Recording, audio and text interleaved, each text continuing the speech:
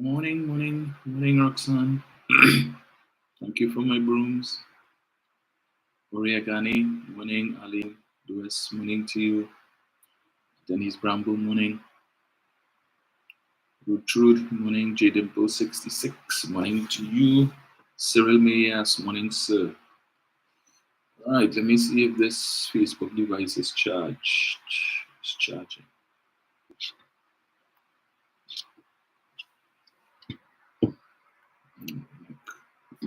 We're cooking at gas there. John Edwards, morning. Alison Boyce. Annette Beard. Morning. Think for yourself. Morning to you.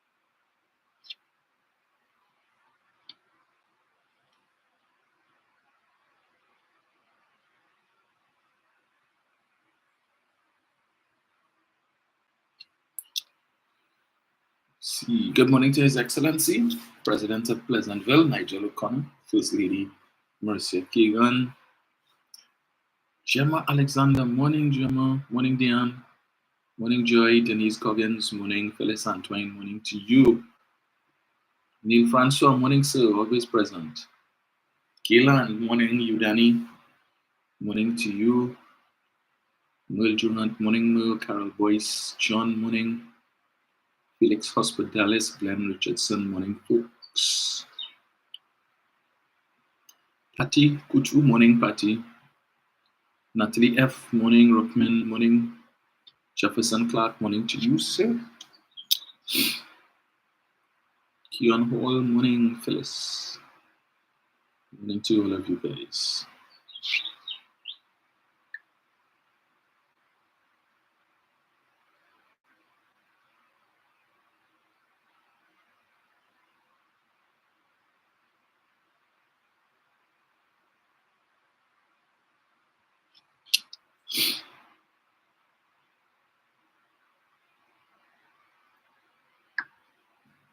See. Listra Sydney, morning Listra.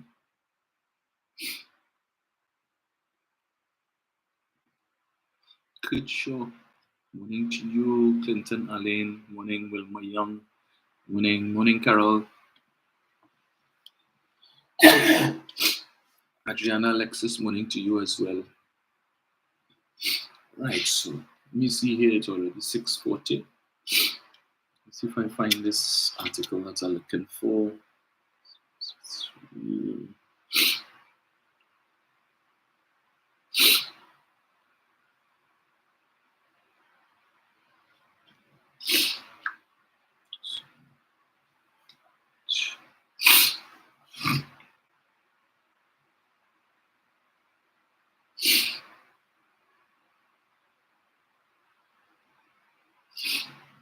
Right, it's good day.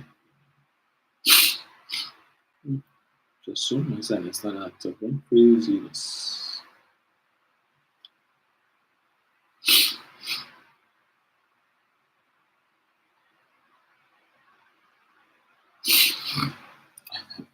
Delusional. Anyway.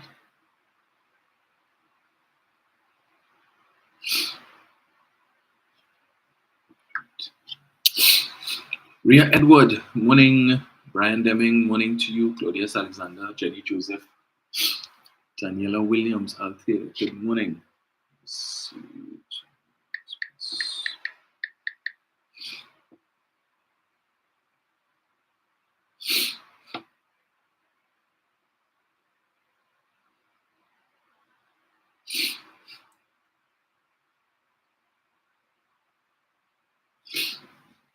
Right. I'm not seeing the article, but anyway. So,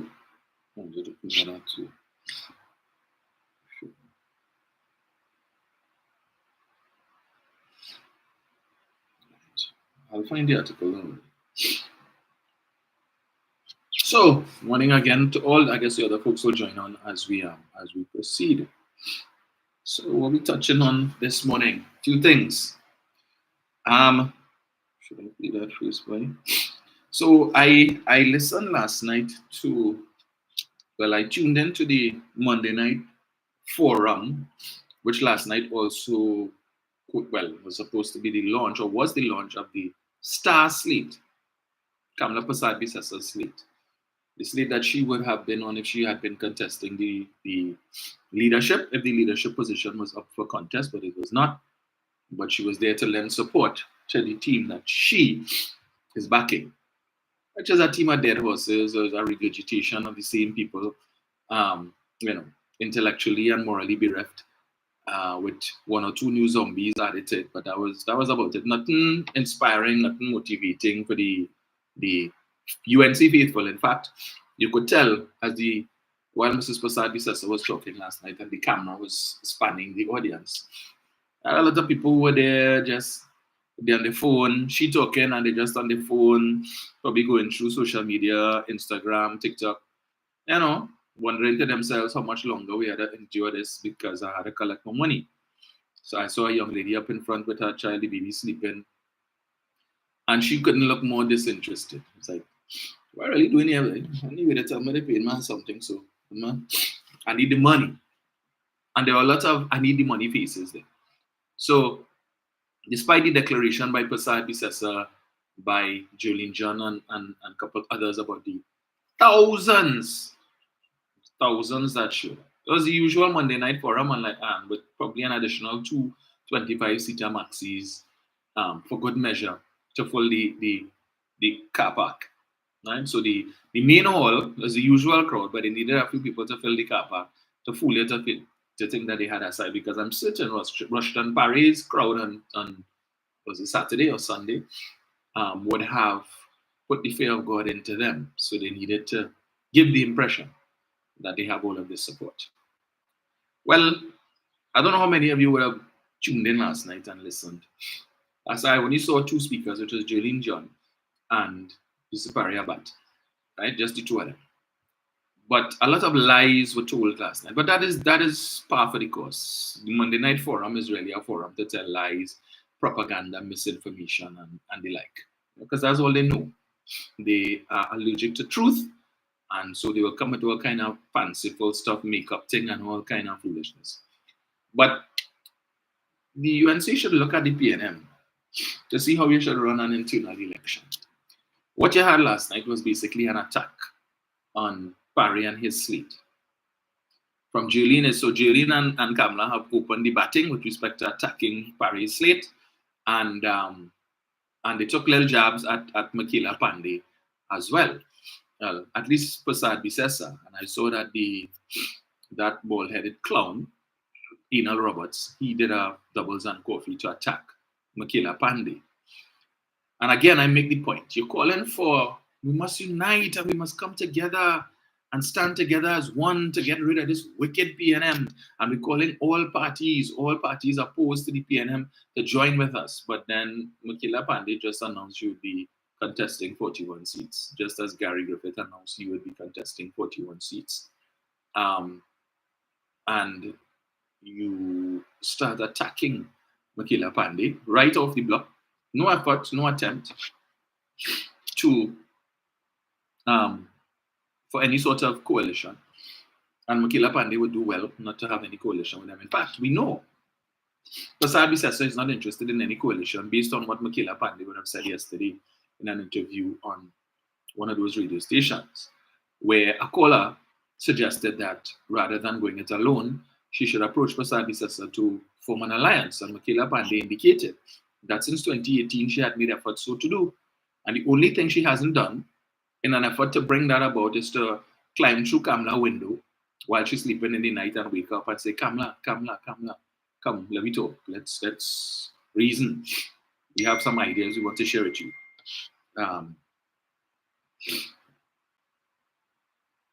Oh, great. Thank you, sir, um, for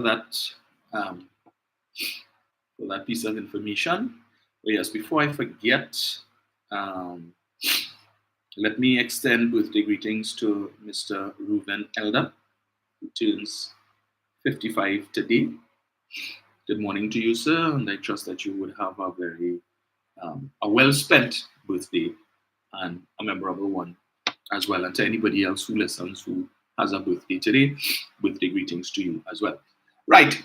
Um, so I was making the point that um, they're attacking Michaela. Michaela said she made every effort to meet with Kamala since 2018, in 2024. So that's 6 years now. Kamala showed no interest in meeting with Michaela, and it's understandable why that would have been so. Because she knows that if she brings Michaela back into the UNC fold, her dog's dead, as we say.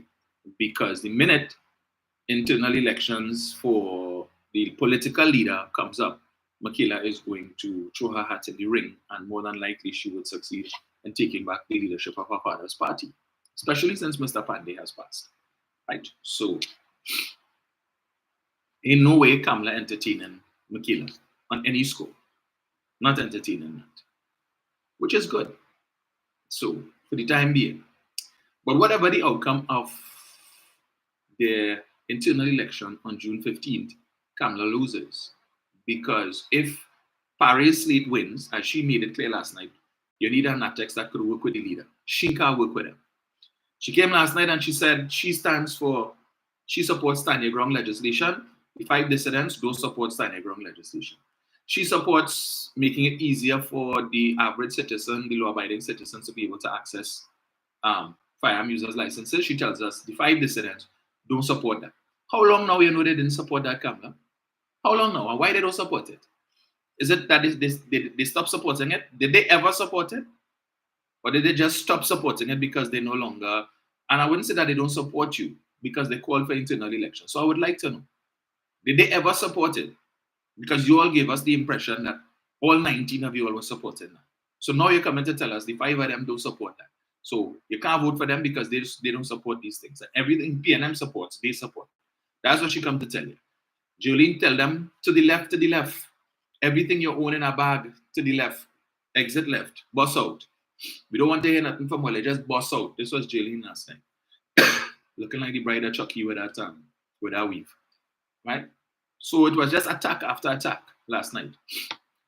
How you expect to run the country and you can't even have unity in your own party? And she said, Kamala said something last night that I found interesting. Right? And whether it was deliberate or it meant, she said, we just need to hold on and stand together and hold strong for just one more year. So we just need to pretend to be unified for just one more year. And once we win the election, we can bust up after that. But we just need to stay strong and hold together until the election. And once we win, anything could happen after that. That's basically what she was saying. So they're not about good governance. They're not about fixing the country. Not that there's anything much to fix. They're just about getting back into the treasury. But we know that by any means necessary. They're not serious. Because if you could be cussing out your own members, but inviting outsiders to come in and let us hug up and kiss and create some sort of unholy alliance. But you can't mend fences in your own house. As I said a couple of days ago, charity begins at home to go abroad. And all they're fighting like cat and dog inside your own house. The PNM had their internal elections 2 years ago. You saw that back now? Dr. Rowley was challenged with the leadership by not 1, not 2, but 3 people. Karen Nunes Teixeira, Junior Barak, and Ronald Boynes. Dr. Rowley is like, all you want to challenge, no problem. Feel free.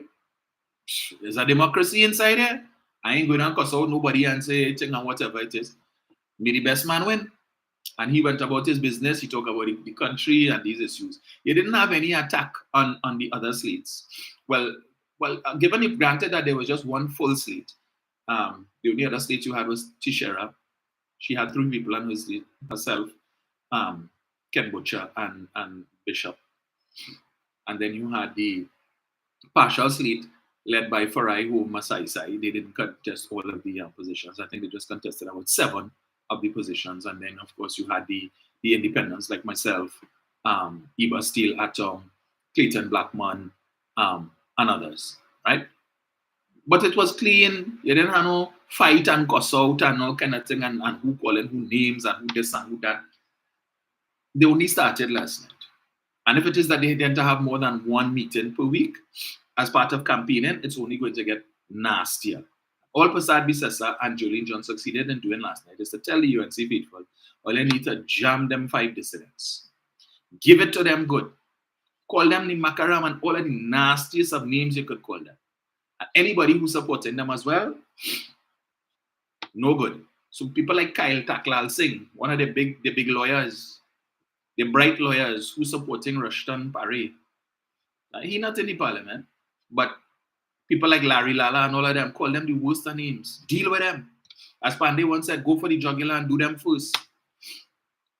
Attack with full force. That's basically what she said last night. Continue to fight like crab in a barrel. Yeah? Who dead? Badly wounded. That's what it is. This is going to be a bruising, scathing internal election. And as it always is, and we in the PNM will simply rock back with our large Coke and popcorn and take in the show, as we usually do. But you see, that is when you have a disciplined party. You could run an internal election. Anybody who wants to contest could feel free. I mean, admittedly, there were one or two remarks that were thrown during the PNM internal election by certain people, but it wasn't nasty and scathing and you know, you all know how it was. UNC, that's why they say the alternative to the PNM is chaos and confusion. So now you have Rodney Charles telling us he has secrets, and if the Mashi Corny will reveal the secrets. So let's leave him alone. Stop calling him PNM. Stop calling him any other thing and making snide remarks about him. Otherwise, he will bust the mark. So will you hush and I will hush. Yeah. And then you bring back David Lee, who is on the star team, a man who is on $1 million bail for fraud and misbehavior. You have Ravi Ratiram, a man who is currently under police investigation for involvement in human trafficking, prostitution, and Lord knows what else. And then you also have Arnold Ram, a man who was fired from 2 public utilities companies for gross misconduct. And all of them are part of the star team. Are we surprised? We have Rudal Munilal, who is also the subject of a civil lawsuit for possible fraud and theft against the citizens of Trinidad and Tobago. Right? A civil matter for which he continues to delay to put in his defense. And I keep saying, why you need to wait until the Privy Council decision. If you're innocent, put in your defense, your information, the truth will not change. Whether the Privy Council find or don't find in your favor, the truth is the truth. Put in your defense. But you want to wait and all kind of folly. Really? Look at who making up this team. You have Khadija Amin. Khadija Amin, who was found to be in the presence or in the company of a man who is currently before the court on a gun charge for being in possession of an illegal firearm. A man who, based on his affiliation to her, was one of the UNC's leading candidates for one of the districts in the local government election. And had it not been for him, that unfortunate development that morning, where there just happened to be an off-duty police officer in the bar, that gun incident would not have taken place. We would not have known that he was in possession. Well, he would have still lose the seat anyway. But had he won, we would have had a criminal sitting as a councillor. But then again, we have criminals sitting in the parliament as members, as MPs. So par for the course with them. And again, and she is comfortable. You were liming with a man, drinking with a man who last year was found in possession of an illegal firearm. He's a criminal. He did not have a firearm user's license. He's a blasted criminal. And you go on cavorting and drinking in a bar with a criminal and want to talk about crime? And you will have the solution to crime when you have clearly demonstrated from an empirical standpoint that you have no problems being in the company of criminals. Where you come to tell us, innocent until proven guilty, he was found to be in the possession of the gun by an off-duty police officer. He guilty. Well, you say he didn't know that the gun didn't have that the gun wasn't licensed. Well, you have to be the holder of the firearm user's license. So I don't see what other excuse he could give. You're blasted guilty. I don't even see why this matter is still before the court. That matter should have been dispensed with and he should be sitting behind bars or whatever is the penalty for that. But you see, they know why they fight down the law that would have seen persons who have gun possession charges would have been held for 120 days without bail. So when incidents like this happen, we know what the motive was.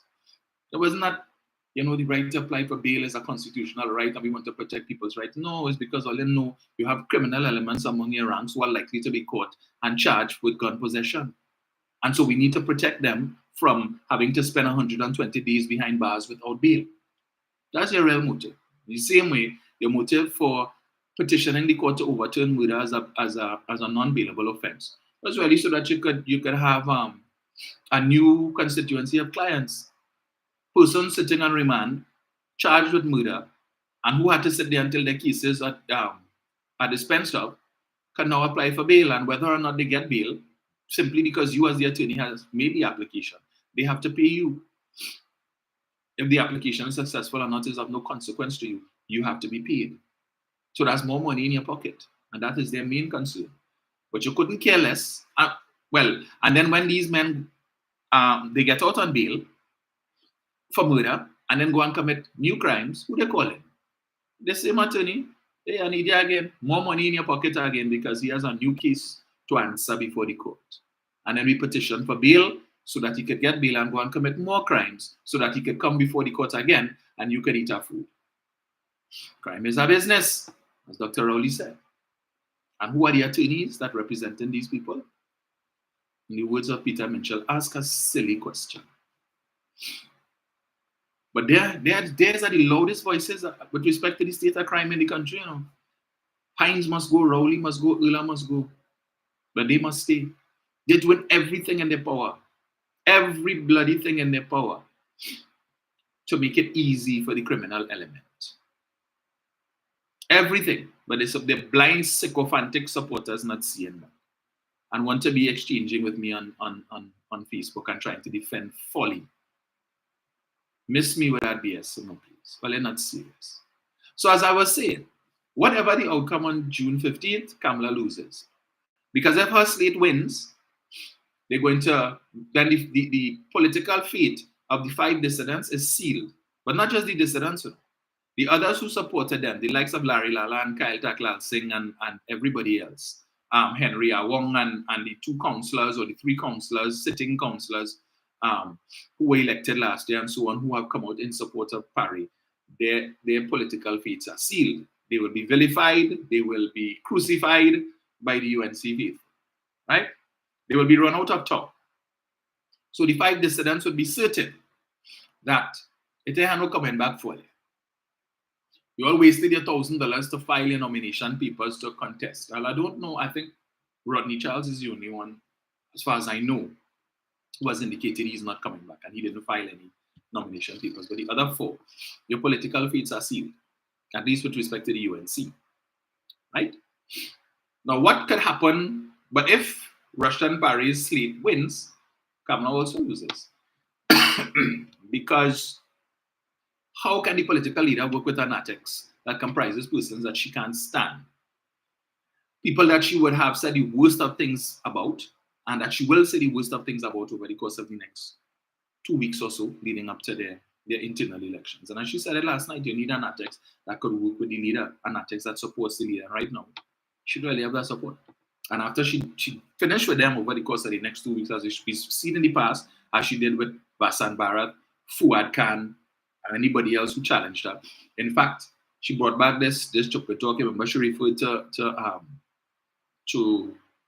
Vasant Bharat as an elitist, knife and fork Indian. She come back with that again, calling them Parry and them elitists. Right? She come back with that chocolate talk again last night. So, but if her slate wins, she loses. Because 2 things could happen. One, Parry and they could then bust out, knowing that their political future with the UNC is over, and join Makila Pandey. They may not be able to win a general election, but certainly they'll be able to pull votes from the UNC over to the Patriotic Front, especially if it is that they offer themselves as candidates under the Patriotic Front. But on the other side, if, and it does, perhaps you see how things will work out in a good way. Screening is supposed to start soon, which means that over the course of the next 2 months, before the citizens who want to go back up will know their fate. And once it is that they are rejected, one, we will know that the UNC screening, for sure, we already know, but we will know for sure now that the UNC screening process is a sham. Because if these persons who would have served for the last 9 years in different capacities, whether in the Senate or in the lower house, you bring people to replace them on the basis that these newcomers are better than them, we know it's a sham. Right? We know it's a sham, but at least it will be confirmed that it is a sham. So if you get rid of them, and they know there is no coming back under the UNC, that could work in the PNM's favor. Because these 5 dissidents now will end up backbenchers. Well, there are only 2 frontbenchers out of the 5, which is Rambali and Charles. So if they end up on the backbench, and they are basically ostracized by the rest, by the star team, then they are free to vote with the PNM. They're no longer under the whip. So the government now could bring back critical legislation, like the Bail Amendment Bill and the anti-gang legislation and so on. All those critical pieces of legislation that required the support of the UNC that they weren't able to get. They could now bring it back, and the 5 dissidents would be free to vote conscience since they're no longer under the whip, and they could support the good legislation. Now it can help them because the country will see that they're really serious. This time, they're no longer obligated to toe the line. They're no longer obligated to vote in a block.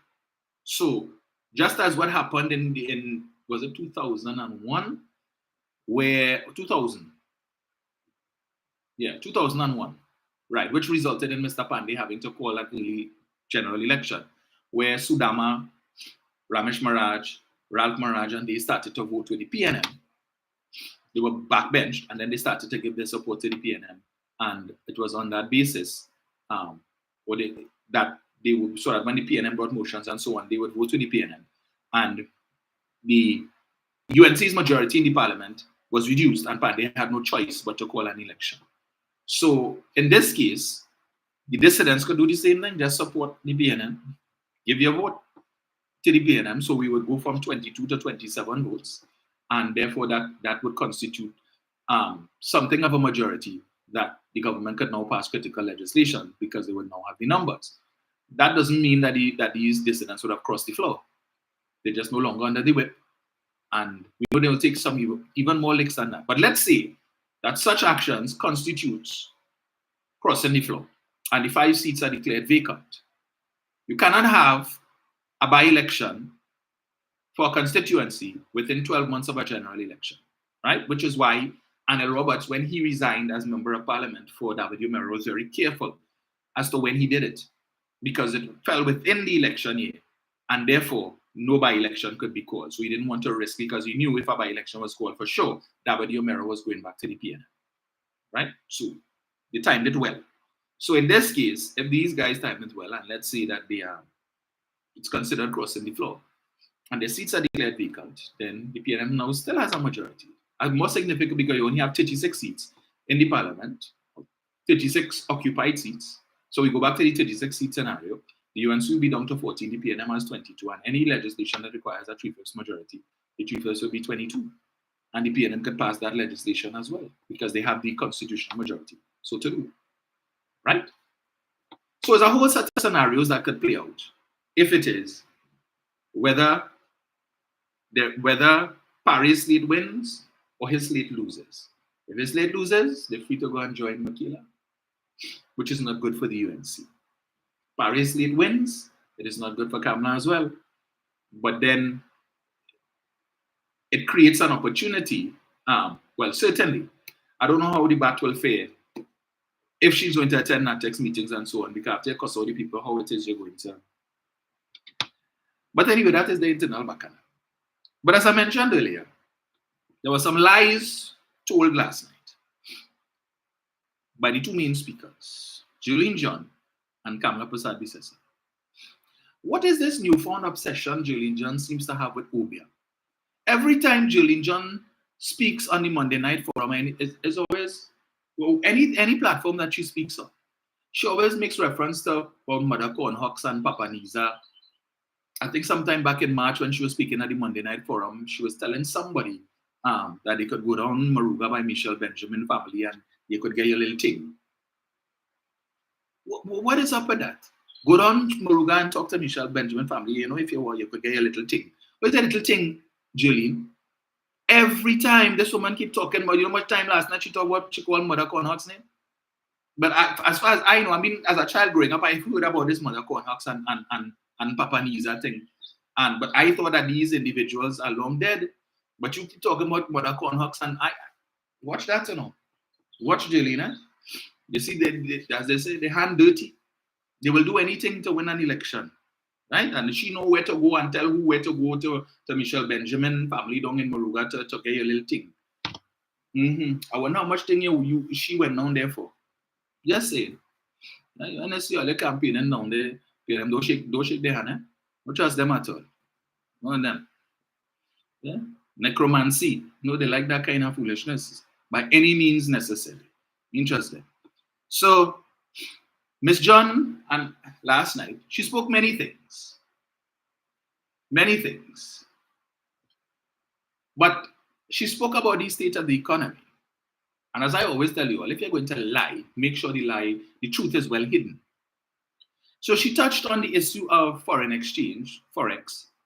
And she said, when they were in office, 2010 to 2015, you had no problems to get foreign exchange. All you had to do was to, all you had to do was to drive up to the bank window and they ask you how much you want. And you could get any amount that you want. But now, the bank's only giving you $100 a day. But put them back into office and they will fix that. Yeah, so once on day one, when they come into office, they're going and fix that. Quick. So businessmen, support us because we have the solution to the foreign exchange shortage. We will go back to the days of Kamla Persad-Bissessar as Prime Minister, when it is you could get any amount of foreign exchange that you want. Just drive up to the bank window and say, hey, I want 100,000 USD. No problem, sir. Fill out this withdrawal slip and come wrong in front, you'll get it. According to Julie. Really? All right. Let us put that to the test. Let me get this here. I want to read a press release dated May 15, 2014. This is a press release from the Trinidad and Tobago Chamber of Commerce. And it is addressed to news editors for immediate release. Chamber helped find solutions to U.S. foreign exchange shortage. The Trinidad and Tobago Chamber of Industry and Commerce believes that the time is now to collaborate on a solution for the perennial challenge being experienced by the business community in obtaining U.S. currency. The perennial challenge, right? It's happening all the time. It's not all of a sudden thing. It is a perennial problem that we have. And this is the Chamber of Commerce speaking. In September 2013, the Chamber spoke directly with some of our members who indicated that they were again experiencing a severe shortage of foreign exchange to meet their various companies' operational needs and payments to their suppliers. They indicated they were again experiencing. So it wasn't our first time. It was happening before, and this is 2013, September 2013, they're saying this happened. So it happened before September 13, 2013. I go on. These concerns we brought to the attention of the governor of the central bank, who at the time was Joala Rambaran. A follow-up survey in 2014 has indicated that our business community is continuing to be plagued, strong language, by the lack of available foreign exchange in US dollars in the local market. Remember, this is a communique from the Chamber of Commerce dated 15th May 2014, a whole year and 4 months before the general election. In spite of the central bank's new system of allocation of US dollars to the authorized dealers, and despite the recent further injection of 50 million US into the local foreign exchange market, a third follow-up survey with our members has indicated that the situation has not improved. This is 2014, the Chamber of Commerce. But Jolene John telling you when they were in office, all you had to do was to drive up to the bank And they ask you how much you want. Not you telling the bank how much you want, they ask you how much you want. Any amount you want, you could get. This is what the bride Chucky was telling us last night. Then they put in bold. Some of our businesses are experiencing severe difficulties with respect to meeting their foreign exchange needs to pay suppliers for imported goods, which can have a detrimental impact on the operations and viability of their businesses, says Catherine Kumar, CEO of the Chamber. Our members have also expressed some concern with the new arrangement for allocation to the authorized dealers. The private sector is now being advised to shop around for foreign exchange, but this is not an efficient way for them to conduct their business. You remember when the bright central bank governor Jawala Rambaran decided to tinker with the distribution methodology for US dollars? So whereas before they would have had a limited number of dealers, the commercial banks and so on, certain merchants' houses, they decided to give out licenses willy-nilly to the friends and the financiers. You want a license to sell US? Apply for it. Don't worry, you'll get through. And then we will give you US dollars so that because we want to expand the network of where people could go so that the business community could shop around, as Ms. Kumar just told us. That's how they were running the government. That's how they were running the states, the foreign reserves. Hey, go and shop around now. Yeah, you could go down by so and so. Yeah, they have a license now. You could go and see if they have any. And the chamber is telling us here, that don't make no sense. This new system does not work. It is inefficient. This is the Chamber of Commerce telling you that. Who is the Chamber of Commerce? All of these businesses that have come together telling you in 2014, you see what Joala Rambaran do there? That is a piece of assembliness. That's what they were saying. But is it any wonder that Carmen would fire you backside?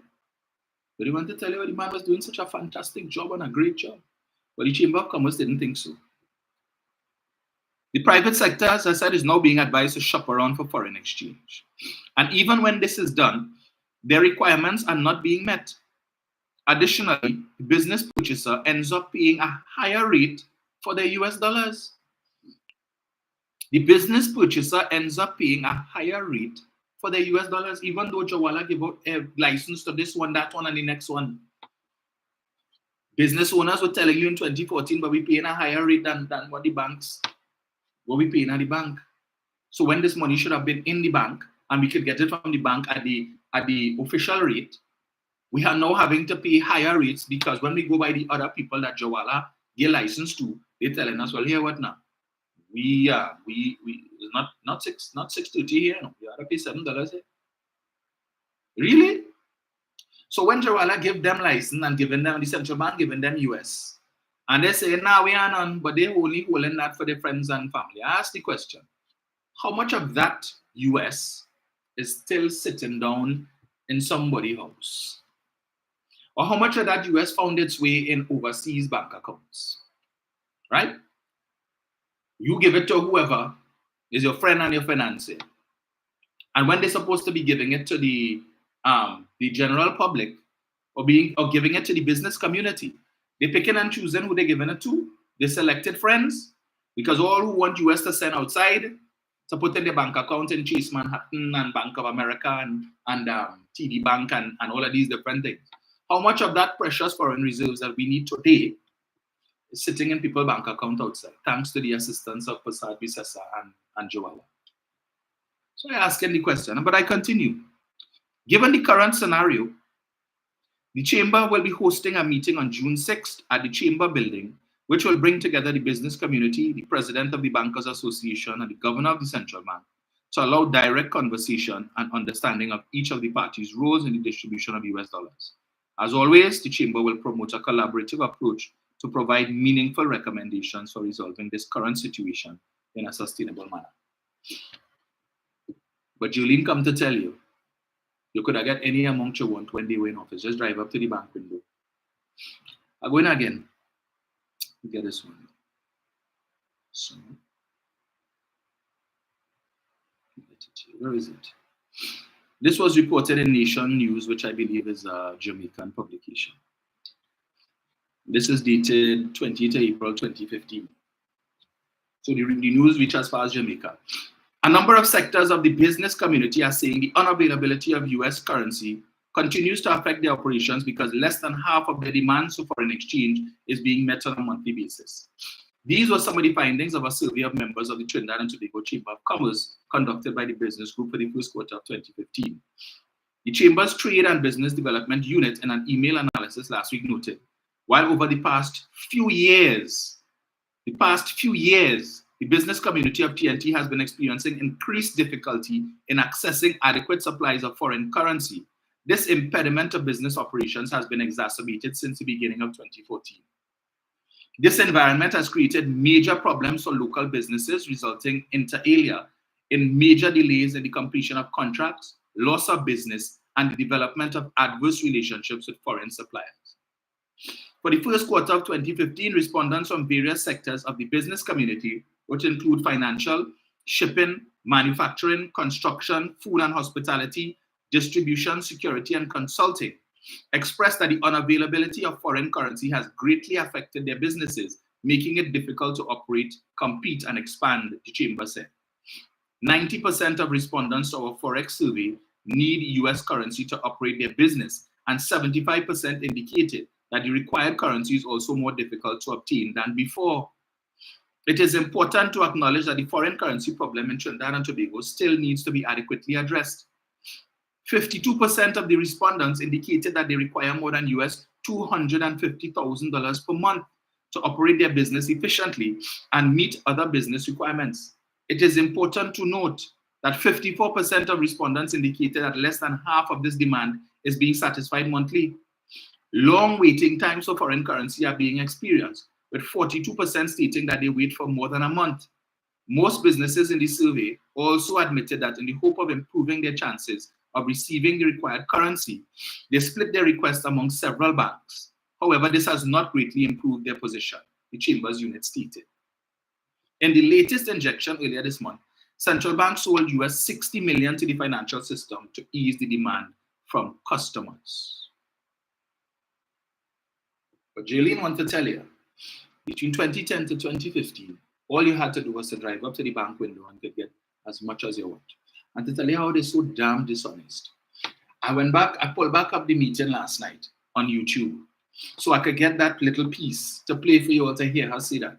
You know how convenient it is that at the point when she said that, the broadcast went blank and conveniently came back on after that. I wonder why that is. Somebody could have say, yeah, see what Jolene just said, they could knock you with that or no, or let's deal with that. All of a sudden, that piece missing from the clip. Missing. Yeah, I wonder why.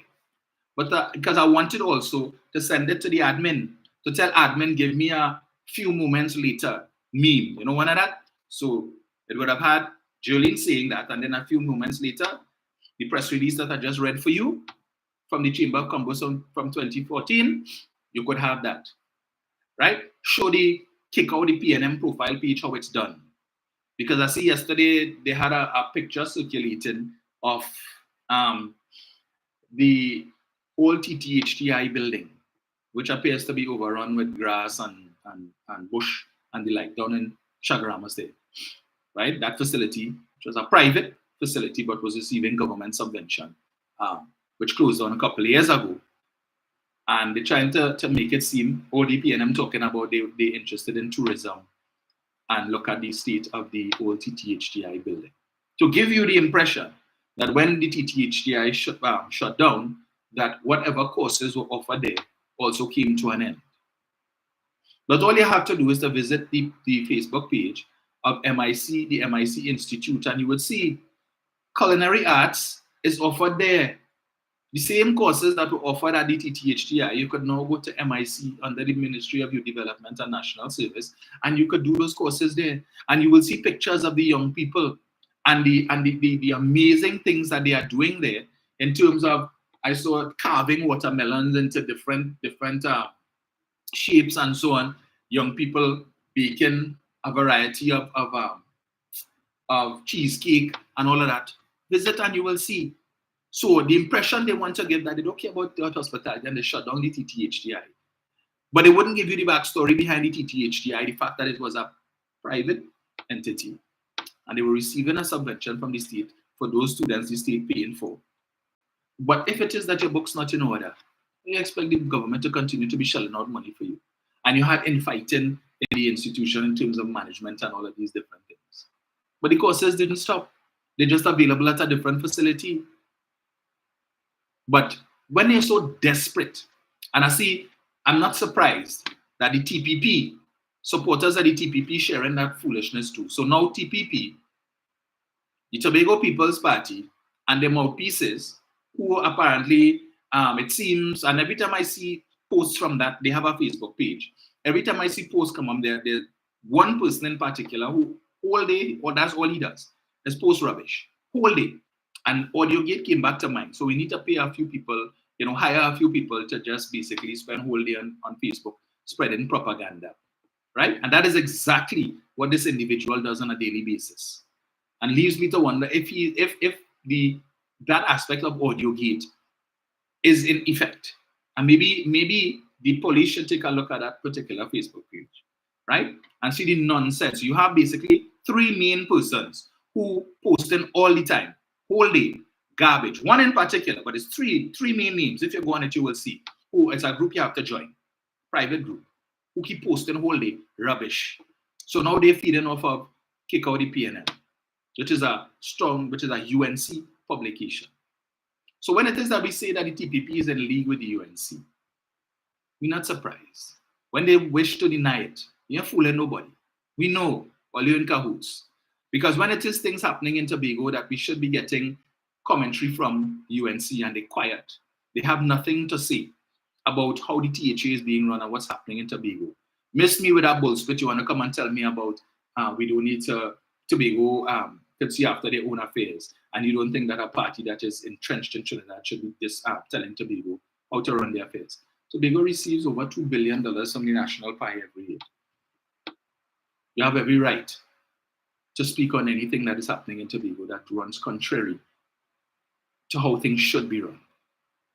They have nothing to say because they're hoping to form alliance with Farley. So let me allow Farley and them to run roughshod.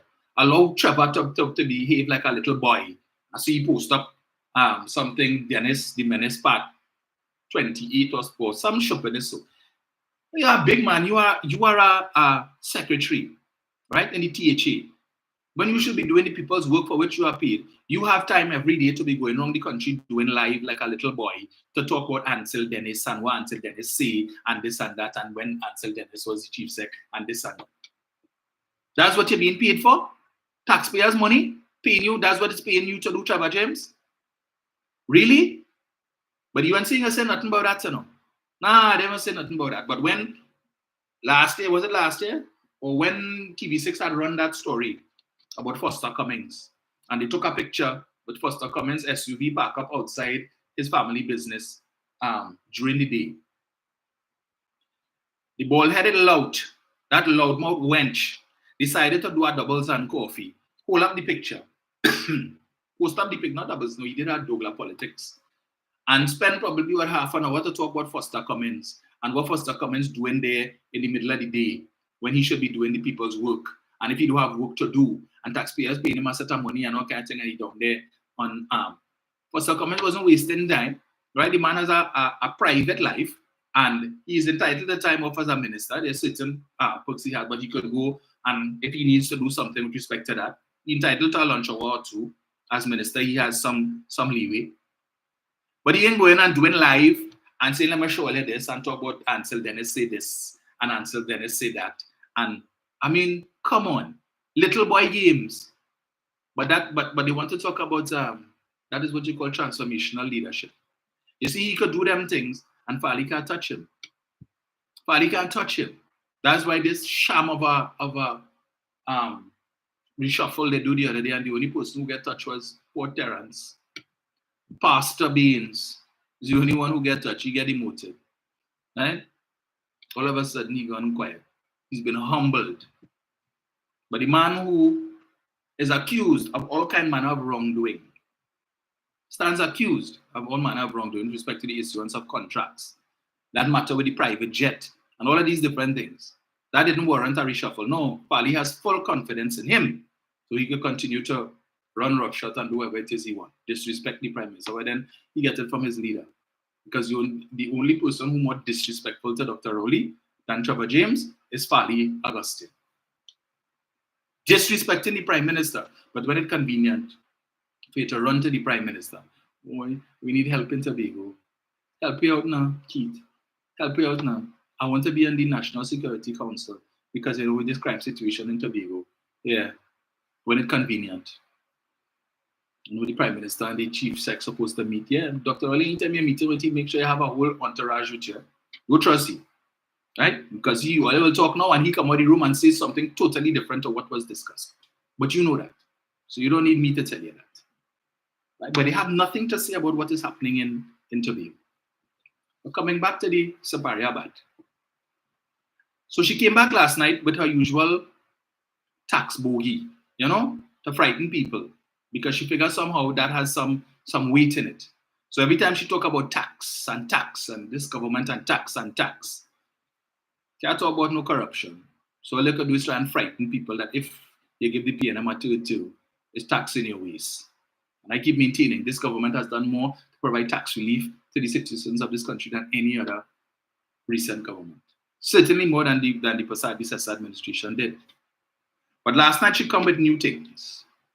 And is always never informed. She's always advised. So last night somebody advised her. Let me see if I get it here. Took a picture of it. The PNM plans to increase the central bank overdraft from 20 to 25%. So she wants to say they're going to borrow more. But here this piece. The PNM intends to increase VAT. They intend to raise income tax on some citizens. They intend to increase tax penalties and fines. They intend to increase corporation tax and business levy.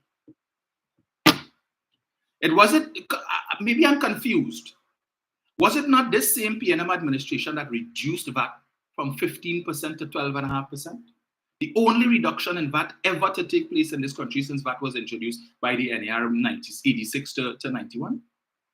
So you reduce VAT to 12.5 and then you go down and put it back up. How much are you going to increase it to, Mrs. Pasabi-Sessa? What's the figure? And then what upsets me with this woman? You come and say these things, but you don't have a shred of proof, not a piece of paper to say, look at here. There's always somebody tell you. Somebody tell you. No, you don't try to do due diligence to verify this, but true. Well, let me go and say that. But Dinesh Rambali would have told us a couple months ago when he did his press conference. That ain't nobody. It's the only people who telling her that is Forest Park and Grey Goose. Those are her sources. Because as Dinesh told us, he don't know where that come from. This thing about inheritance tax. He said this Kamla Pasad-Bissessar brought that. She came with that. None of them know where that came from. They have not seen one shred of evidence to show that the government intends to implement any such tax. But that she comes with these claims to frighten people. This is what Rambali said. But I noticed she didn't mention inheritance tax last night. She stopped that talk. They put that on a pause for now since Rambali exposed them and exposed the fact that that was a figment of her imagination. She make up that and come and tell them, but there's always somebody tell her. Somebody tell her. So when she had one sip too many and she sit down on the recliner and these voices that come and talk to her, Kamla, Rowley going and increase VAT. Tell us your sources now. No, I'm not revealing my sources. Like the media, they don't reveal their sources. But we already know your sources, madam. Your S-A-U-C-E-S. Not S-O-U-R-C-E-S. We know. You just hear sources. You're fooling none of us. Right? But you're coming to talk about they're going to raise income tax on some citizens. Which citizens?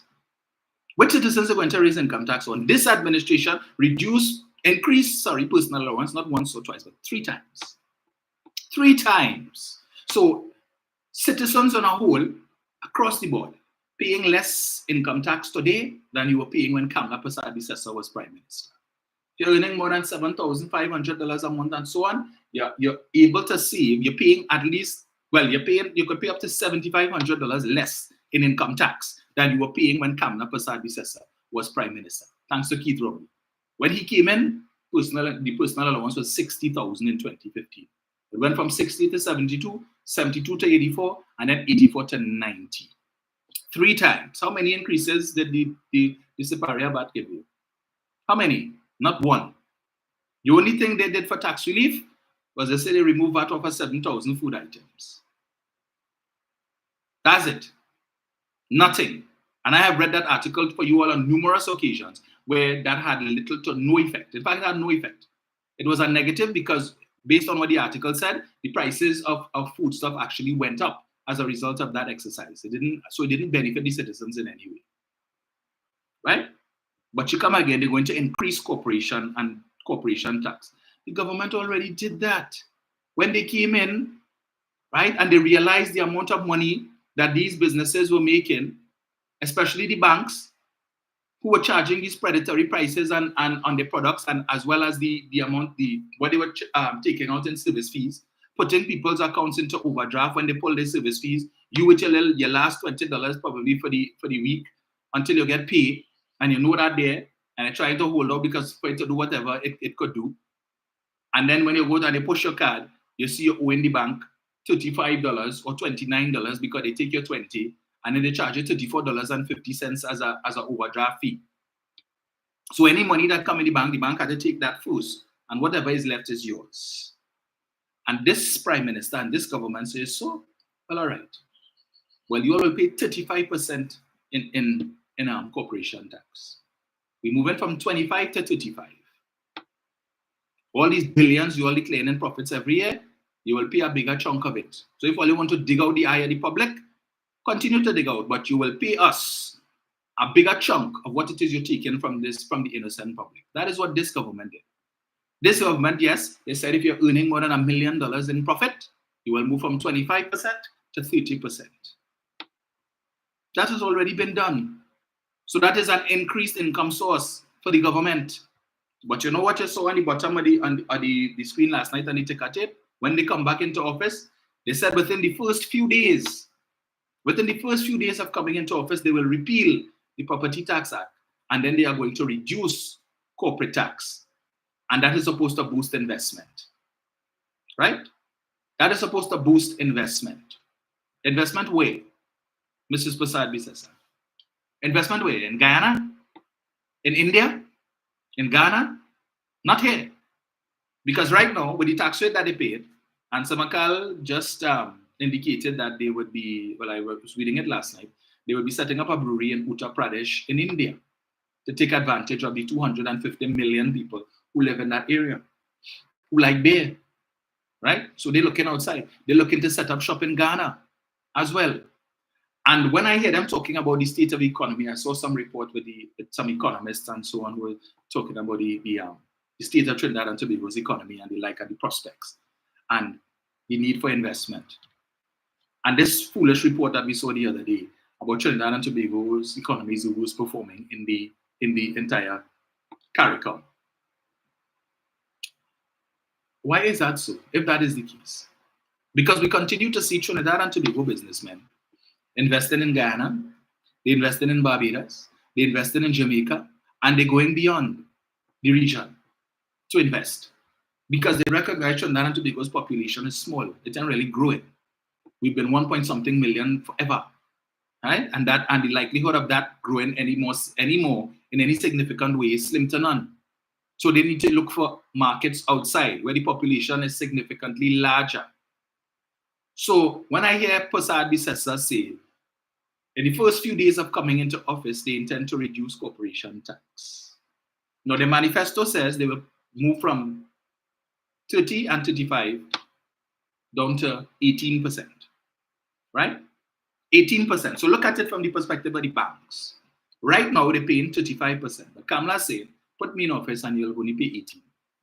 So the government stands to get half the amount of tax revenue from the banking sector under Kamala Prasad Bisesa than they're earning under Keith Rowley. So that extra 17% that she will allow the banks to keep, what the banks going and invest in Prasad Bisesa? Manufacturing? The banks manufacture?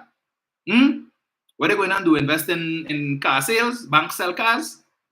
What are they going to invest it in? Mrs. Prasad Bisesa, tell us. Because the banks making the most amount of profits in this country. The tune of billions of dollars. When you cut the tax rate from 35 to 18. And that's 17% that is now coming into the coffers of the state and paying for a lot of things that the citizens benefit from. When you tell the banks, when you tell Republic Bank, keep that.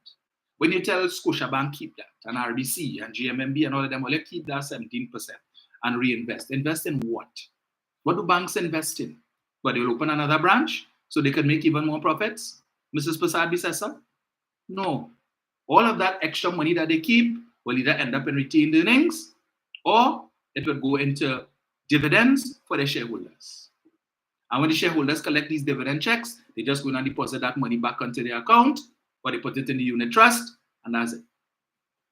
This is Prasad Bisesa because they're looking for interest on their investment. And the government that should be benefiting from this revenue to provide, because the only thing all you know to build is school and hospital.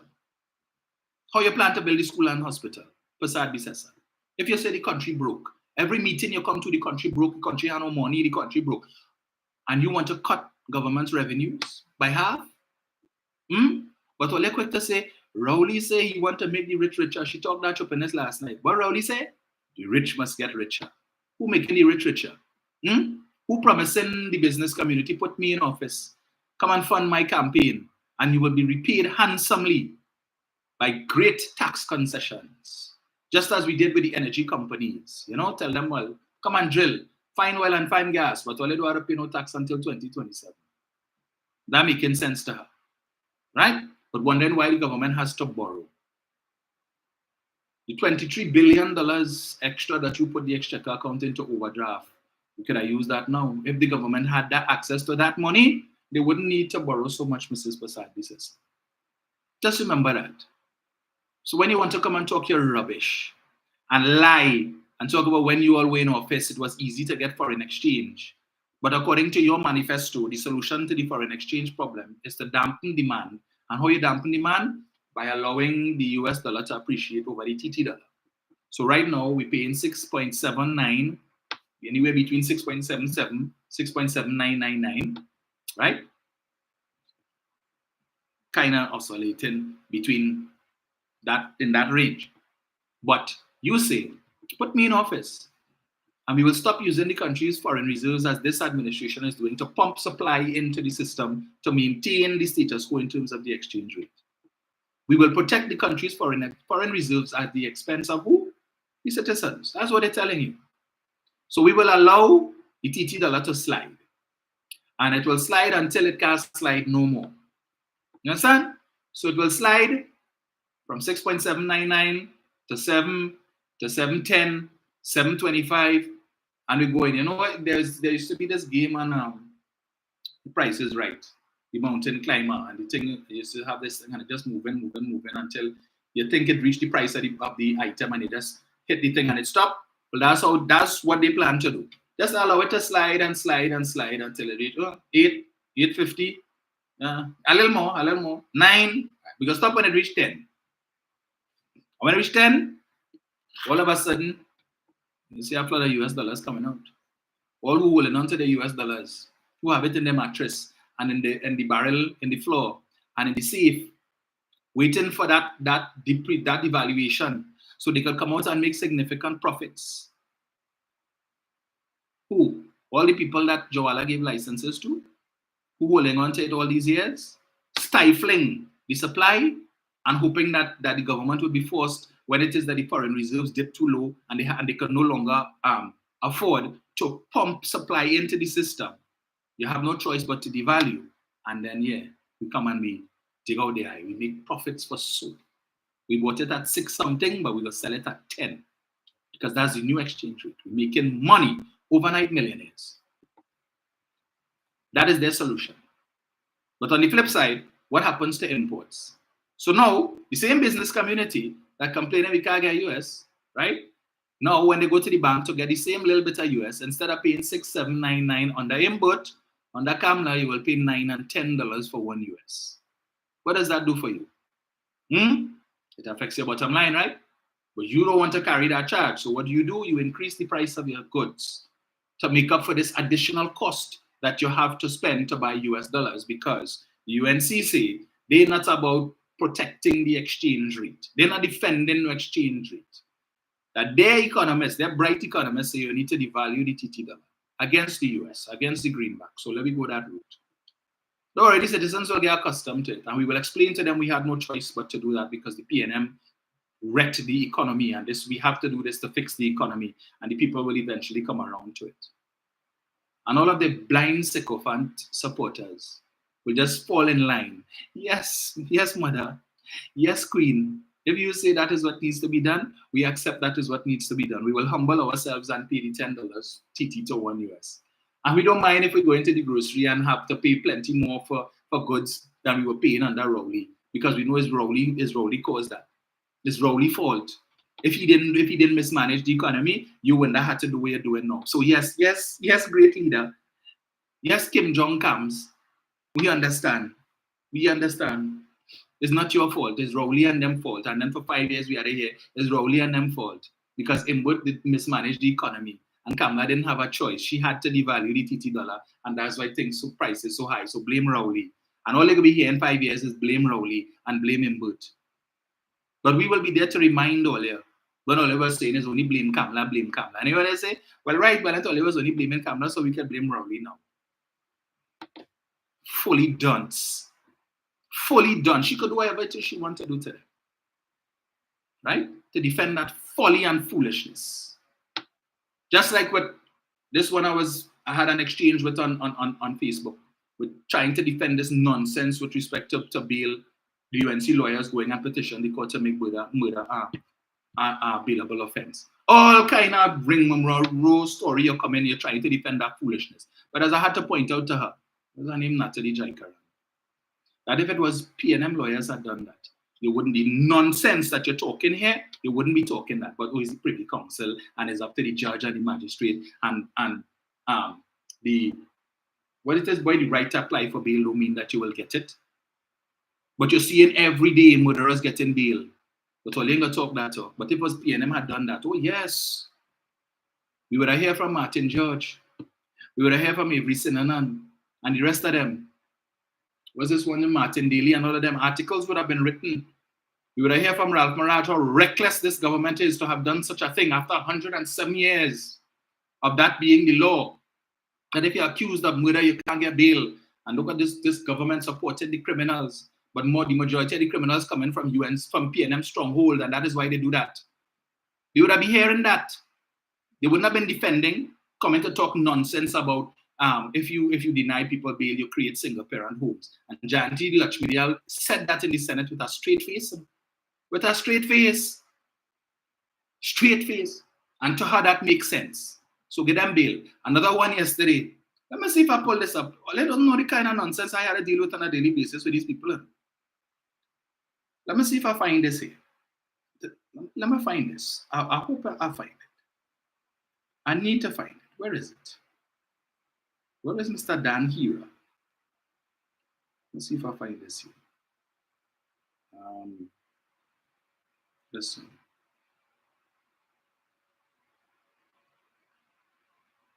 So let me give you all this first, right? So as I told you all, I follow a group on Facebook called Trinidad and Tobago Politics 24/7 Open Microphone. So I wake up yesterday morning, and I go on Facebook, and I see comments, this same Natalie Jaikaran. Here, what she posted yesterday. I saw David Mohammed having an African Unity Conference.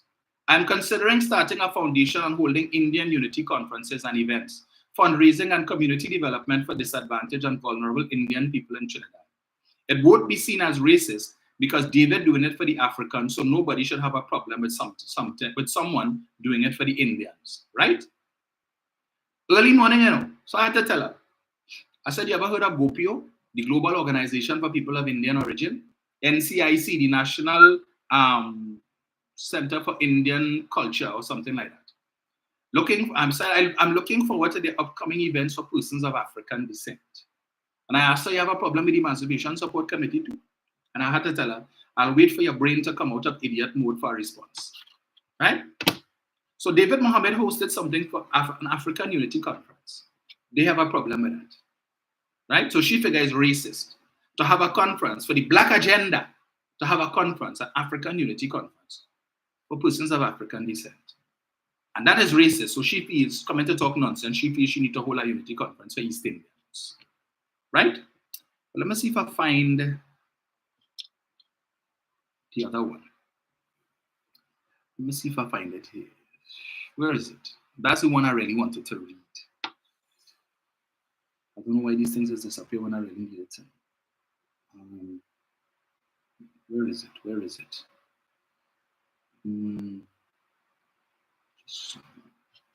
Not that. Give me 1 second. Let me find this here, folks. Right. I think this is it here.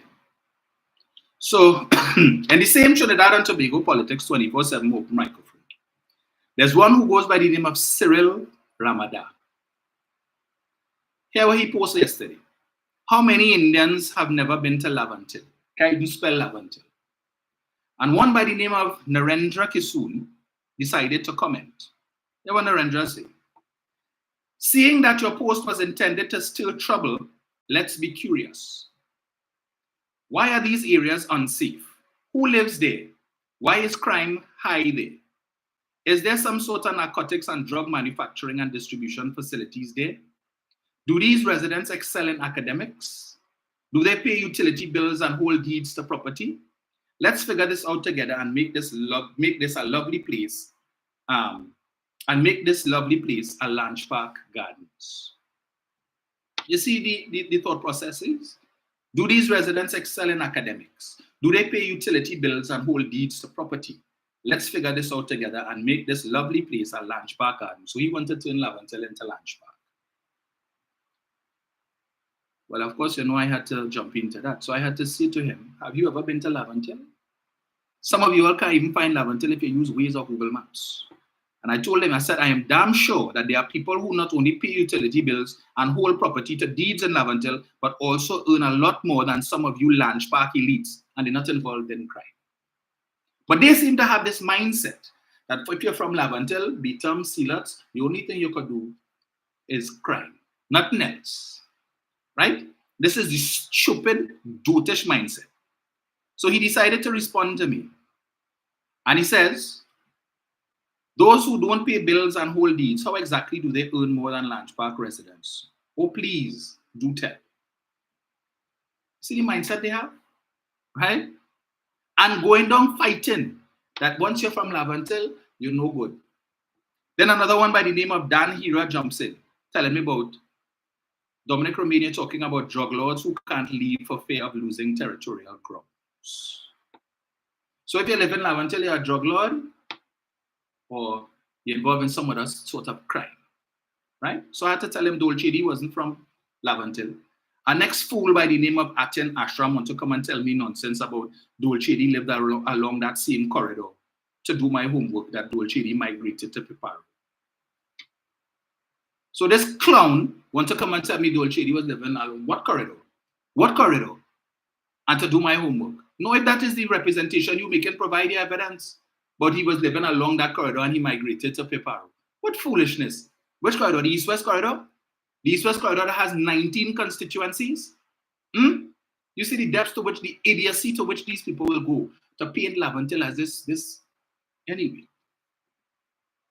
So in response to me saying Dolce wasn't from Lavantil, hear what Dan Hero says. Just a minute, let me get it here. He says, right, so when I made the point about, right, here his response. He said, no, he stationed some of his mules there. Dole never ate where he defecated. He had class. Some of whom you speak, please name one. And don't tell me the man who ran water being chased with cesspool water. Who ran on water being chased with cesspool water. So referring to Mr. Hines. Right? So I asked her, so Dolce was a classy drug dealer? Okay, so that makes it okay. But then he responds here, Dole sold drugs, but he fed the poor. Rowley thieving and starving you and your people. There is justice in UNC. That's why it's Indians who sent Dole to the hangman, who the PNM sent. So Dolce sold drugs, but he fed the poor. So that makes him a good man. He better than Keith Rowley. You see this? You see the logic of these clowns? And these people have a right to vote. They have a right to vote. To dip the finger. This is the level of idiocy that's supporting that party. And of course, I had to tell them, well, if you want to tell me about Dolce, he sold drugs. Well, it is no wonder. But Dolce, he sold drugs, but he fed the poor.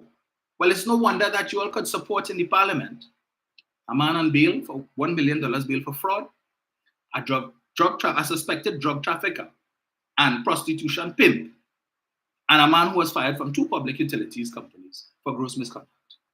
That is their mindset, right? Well, you're so thinking about crime, but you want to come and tell me stupidness about Dolce. He used to sell drugs, but he feed the poor. So that makes it okay. That absolves him from all of his sins. So apparently, his attorneys didn't raise that during the court case because the judge was, oh, Mr. Chedi, Mr. Boudram, you sell drugs, but you feed the poor. All right, you're free to go. Jury, right? That's it. You have to return with a verdict of not guilty because Mr. Boudram feeds the poor. Don't mind he's selling drugs. He feeds the poor. And that is the depth of stupidity that we had to put up with. Every day, they come in with that kind of foolishness. It tells you where their mindset is and what they think about persons of African descent. You all know I don't like to talk the race talk. But you see, when they come in with that stupidness, they come very upset. Extremely upset with their crap. What the PNM doing? Well, when I started dropping on them so about all the different programs, what are they saying? Same thing. When I dropped the article about East Port of Spain and the homestead program. No, he said the Africans and them going to take that money and buy drugs and guns. Yeah, the Africans, the PNM just doing that so they could give the Africans money to buy drugs and guns. That's their thinking. So as far as they're concerned, the only good African is one who votes for the UNC. The rest of them ship it. Again, I don't like to talk the race talk, but some of them bordering on the extreme with the comments. And they big and bold with it too, you know. They don't care. All day, that's all they do. And then you have people like, what's his name? Jerome Moses, Kingsley, Professor Misinformation, Captain Clueless, coming and defending that. Yesterday I listened to them 2 clowns. I only listened for a little piece because I wasn't picking up I-95.5 at the time. Coming to talk about the interceptor boats and all kind of things. I am convinced that those 2 clowns are on the UNC period. Nobody can tell me otherwise. I am convinced of that. Because you can't be talking that level of garbage, rubbish for free. Something had to be special. You had to be special to be coming and talking that for free. I am convinced they collecting a check, a piece of money somehow to be coming and talking that foolishness. And for Iowa to continue to allow that nonsense to take place there. And then you have this next fool, Wall Street, with this dotage coming again, pushing this thing about the government take away the land from the African Pancho Bago to give it to the Indian man. You see that kind of choppy talk? Wall Street need to hush his mouth. You've never paid 1 dime of tax to Trinidad and Tobago. Stay where you are in New Jersey and see about the poverty in New Jersey, where you have over 1.3 million people living below the poverty line. See about them, right? The taxpayers' dollars that you paid all of your working life to there, you could run your mouth there. You have no right to speak about what's happening in Trinidad and Tobago. And the same people who are opposing the Cricket Academy on the basis that we already have one and don't like, as soon as you see construction start there, there's a different story. Before I opened the lines, I was listening again when I finally got onto I-95, disappointed yesterday to find that Darian Marcel wasn't there. And I had to listen and suffer through Black Mirage. As difficult as that was.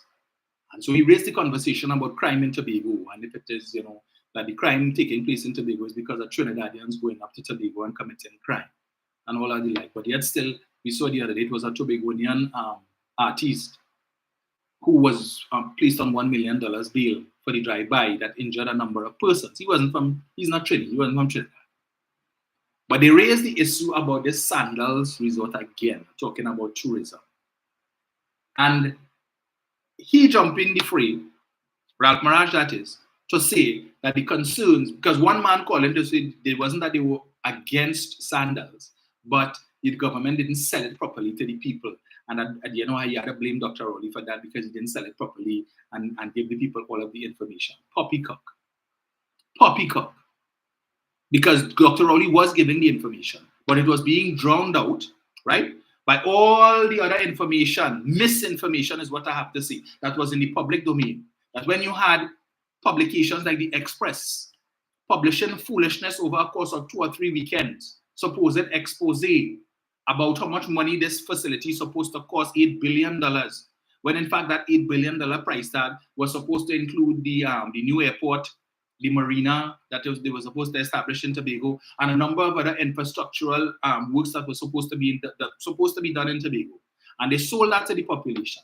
But again, because the UNC is so good at propaganda, and then you had persons of men and women of letters jumping on the bandwagon, the likes of people like Afra Raymond and so on, who people respect, right? Because Afra Raymond will be attacking everybody and anybody who in government. But when it is they're raising certain questions, and rather than do the proper research, coming with this foolishness and this folly, people listen to that, and the noise, and the noise, and the noise. But just remember, Gordon Butchart doesn't live in Trinidad, but he came here to tell you how serious he was about constructing sandals here. He came, and with all the noise, and it was public, and his son having to come and sit down in a press conference on national TV to denounce the lies that were told by the Express newspaper. The same Express newspaper who couldn't stand by the story. They had no proof, no evidence, nothing to support what they put into that story with respect to that project. And all they could do to respond was to publish a story from 2016. We're in 2018, but you're publishing a story from 2016 about sandals in the Bahamas, where a couple went to get married, and the butler, the private butler, molested the bride to tarnish the sandals brand, right? And Mr. Butch Stewart, all the way in Jamaica, seeing and hearing this, what do you think he would do? That he is seeing a national newspaper in Trinidad and Tobago trying to tarnish his brand that he has worked so hard to build, to bring it to where it was. And you want to regurgitate and bring up a story from 2016. You didn't see it fit to publish it in 2016, but you bring it in 2018 with no relevance whatsoever. And your intent was clear, which was to damage the brand and to get back at Adam Stewart for making you look bad, for exposing your newspaper as a damn liar, right? And they call themselves patriots. But today want to come and tell you about tourism, and we need tourism and so on. Sandals should have been finished or almost finished. If they had been able, they didn't even reach the negotiation stage. So when I hear this fool calling and talking about, that they needed to tell us about the particulars of the deal, there was no deal. The committee that was to have been led by Wendell Motley, that was supposed to take it to the negotiation stage, and so they didn't even reach that stage because Mr. Stewart got fed up and said Trinidad and Tobago is too political and he don't need that. He doesn't need his brand tainted and sullied by Trinidad and Tobago, because you have all these other Caribbean countries who are happy to welcome him, and the citizens of those countries don't have a problem, right, in fighting down one another like cat and dog for the sake of politics and costing the country. So that is why you have some Caribbean territories that have not one but 2 sandals resorts. We have 0. Not even a marker to show, well, this is where sandals were supposed to go. Nothing. All we have is newspaper articles to show that once upon a time, there was an intent to bring sandals here. And the same Tobago, the leadership in Tobago told you, yeah, Ole could go, but don't worry, when we get into power, we'll call Ole back. They're back? The mistake Dr. Rowley made was to negotiate or to want to put sandals in Tobago. You should have let them bring it here and go up Toko. Put it in Toko, right? Because most of the sandals close to the sea. You don't really have too much seafront property on this side. Put it up in Toko. Toko and far. Because when you consider Jamaica, if you go to Jamaica and you go to the Norman Manley Airport in Kingston, you have to drive 2.5 to 3 hours to get to Montego Bay, which is where most, if not all, of the all-inclusive resorts are. Right? Up in Montego Bay, 2.5 to 3 hours. If you land in Piaco Airport, it then taking you 2.5 to 3 hours to get to Toko. So we could have put it up there, and we would have it there, right? Because the ingrates in Tobago, who still today want to say, oh, Rowley ain't doing nothing and Rowley ain't doing nothing. The same Prime Minister who gave you all $50 million during COVID so that you could upgrade your room stock, fix your facilities, gave you $50 million in grants. It wasn't a loan, you didn't have to pay it back. Who did that? Keith Rowley, right? Keith Rowley did that with much obstruction and opposition from Kamla Persad-Bissessar and her cohorts. They didn't see the need in it. They were saying that $50 million could have been better spent in Trinidad, giving people income support and salary relief grants. That's what they were saying. Tobago don't need that. That's what they were saying, right? But it cost Rowley and Rowley that. But people like Bernie Jack Gregg applauding Kamla and talking about leave the woman alone, and the woman is a good woman, and she gave away a gas station in Tobago, and she finished the Scarborough Hospital. That's all she gave you, Bernie. And for that, she has earned your lifelong fealty, Bernie. But you ain't studying, she cost all your sandals.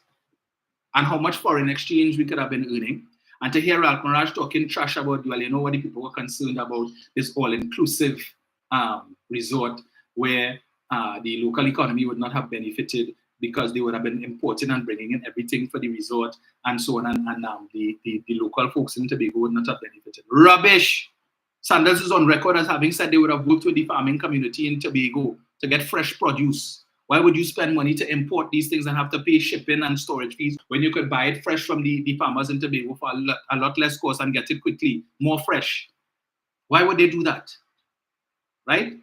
Anybody who has gone and stayed in our inclusive resort knows you don't stay in the resort for the whole time that you're there, especially if you're going to spend at least 5 to 7 days. By the second or the third day, ready to leave. The only reason why people would pick that resort is because when they decide to go to a Caribbean country, you're going there because I want to go to the hotel. You do your research and you see what do they have on offer. What natural attractions do they have that I want to see? So when people say they go to Jamaica, which in spite of Jamaica having 14 and 1,500 plus murders every year, they were able to welcome almost 2 million visitors for the year as at the end, well, this month. Almost 2 million visitors, in spite of all the crime that is taking place, which is far worse than Trinidad. Why it is they going? Because people just want to go in a resort and stay in the resort for the whole time? No, they look up, they do their research, they see there's Don River Falls, River Rapids, and all of the architecture and so on. They could go and ride horse in the sea, and all these things. This is what they look forward to. So they may go spend the first day, second day at best in the resort, but after that you look in the final, where can I get a taxi to take me here? Where can I get a taxi to take me there? Because I want to go to the Don River Falls, climb up the rocks as I've been seeing in videos and pictures. I want to experience that. When I went there last year for the conference, I was upset that they had us locked down in conference because I said, I don't know when I'm going to come back to Jamaica. So let me see as much as I can. Fortunately, I was able to go to Don River Falls and climb up the rocks, so I had that experience. But it had other things I wanted to do. I just didn't have the time, because most of the time was spent in the resort. But people don't go for that. So this stupid talk about is an all-inclusive resort and the people who come and they wouldn't leave and the economy in Tobago wouldn't have benefited. Rubbish. That is why you have to make sure you market your thing. And that is what Sandals was going to do. Market Tobago. Brand Tobago. What were they marketing for now? Brand St. Lucia? Brand Barbados? Brand Grenada? They don't have brand Trinidad and Tobago on the list. No sandals there. They have sand. The only sandals you will find in Tobago is on people's foot. That's about it. Only sandals. Look, sandals say, look, but that's as far as we go. But only one good for the country. And, yeah, let me boost tourism. Come on, stay away. Stay away. Nihayat? Look, miss me with that BSS. Sick of them. Put them back. Can't even run your own party, but want to come and run country. Go from here, according to Julian John. Waste that time. Let me just mention this here.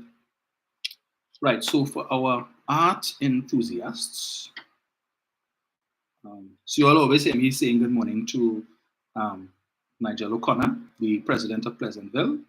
So his better half, Mauricia, who I told you all is a budding artist. She has an art piece at the monthly art exhibition at the Rotunda in the Red House. And she'll be posting pics today on Facebook, hopefully. So I will have the admin or I will share it on the debunking page.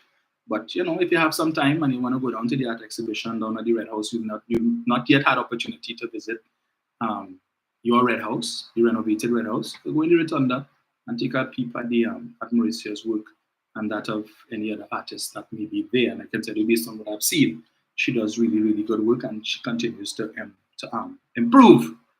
Right? So I think, and you all may recall, Nigel, you all were with Divine Echoes, huh? And we all know who Divine Echoes is. That was the band established by Mr. Manning. That was disbanded by the People's Partnership, unfortunately. Yeah. You see, Mr. Manning realized we needed to provide opportunities for, cultural expression, and not only that, entertainment opportunities for the citizens outside of the norm. But that's what he was about. He was a visionary. Pasal Bisesa, not so much. 7701763.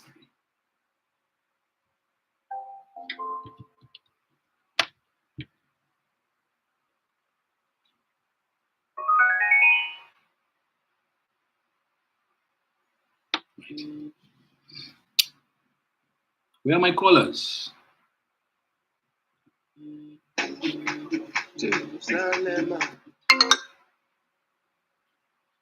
So let me connect this. Hello, good morning. Good morning, How are you been, darling? I am good. You know something about the UNC for the free. Thank you, Father God, today for the blessings that was given this land. God, I bless you, TNM. And Father God, I pray they will hear your voice in season and in time past. God is saying you have great plans of TNM for the government and to call those things into being, Father God, as though they are. And God, I pray with an outstretched hand, a mighty hand, Father, you redeem this land. God, first fruits are always blessed. And Karen, Father God, is the first fruit. And God, it chooses red because red blood trumps everything, Father. The Lamb of God shed his blood for this land. And God, he shall prevail in this land. And God, this land will turn a heart, Father, to the old throne in Jesus' name. Amen. When Julian John tried to expose the government, she exposed herself. They exposed their lives. Now you can always go back to what they said in the past. They forget that, You always want to put salt in coffee for you to drink. That makes sense? It's calm, she says, Melvination. Why go to US? Who will suffer? Calm is about answer. It's about a nation called UNC and not trying to take over. Their hate is real. This is once again 2015 and 2020 election slander information. It's a clown called Hafiza Lal, right? I forgot a clown name. She said it that Pierre Rowley barged into India without invitation. Yes. How it happened? Pierre Rowley have class. He goes where he's invited and wanted. When you want to lie, Hafiza, run Singh, and Ramdeen, as you said, Dominic, so the truth is in hell. Because he was invited to India to be gentleman in budget. You miss this guy called Body Singh, Dominic, when Body Singh? Mm-hmm. Body Singh was the only mass murderer in this nation. For the pursues, Puru brothers, I work with a great nephews and great nieces. They were killed. Forgot there's a guy called Fazal Mohammed. He's on 120 charges of human trafficking and child prostitution and porn, kitty porn. You're from Caroni. He's in jail. They commit crimes and a ram stole 3.3 million from KCP. Isn't that wrong? When you stole from KCP, which is a state enterprise, you stole from every person in this land. That makes sense to Tom? It's for the crime? Yep. But he had it go to go blast the election. How can you say you against crime, Angela? And it done. When you have people in your party who commit fraud, fraud is a crime. When last I look, crime is crime is crime. They say Marlene stole. After she stole, she took a back venture. Did Marlene go for local election? No, she didn't. Because Prime Minister already put in a back. You know why? Because she put it in the disrepute. But in the done, you can do a crime and be in Parliament. Dom, have a good day. Be blessed later. Thank you. Hello, good morning. Hi, morning, Dominic. Hey, John, morning. You hear me properly? Using a nice device this morning. Oh, okay. You hear me? Yeah. Okay, I'm only coming one to only follow the Pastor one thing.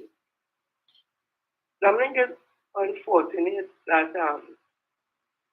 the burden of keeping the peace and not sounding racial or saying things that are racial always rests, on my opinion, on the shoulders of the Africans. Because when they are some African descent, who can speak what they want, give them most liberty, and say the most nasty things, persons of African descent that you should come and say, we don't think like that, and should say that, and we always have to crouch our language when we speak about the behavior of some of Indian descent. I'll tell you that the time has come, and I'll keep saying it, for race relation, a conversation online this country. We can continue with this. I heard MP Roger Monroe. He was in an interview on the Felix program yesterday on 91.9.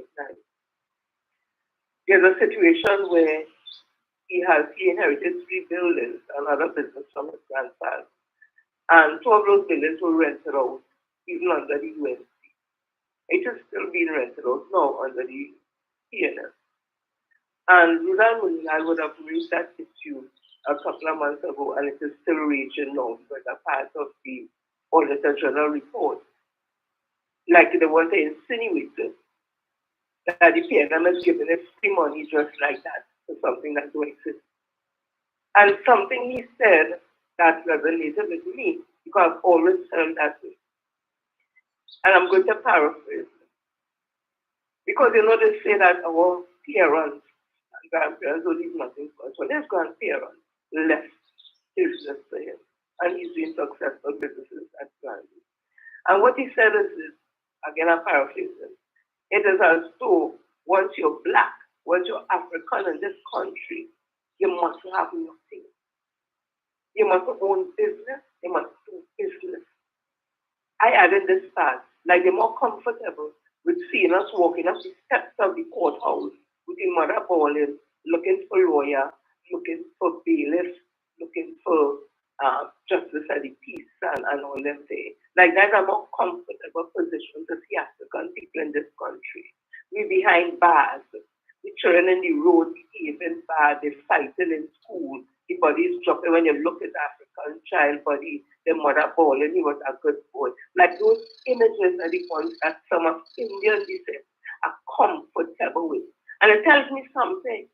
It tells me that they're inferior in the feelings of themselves.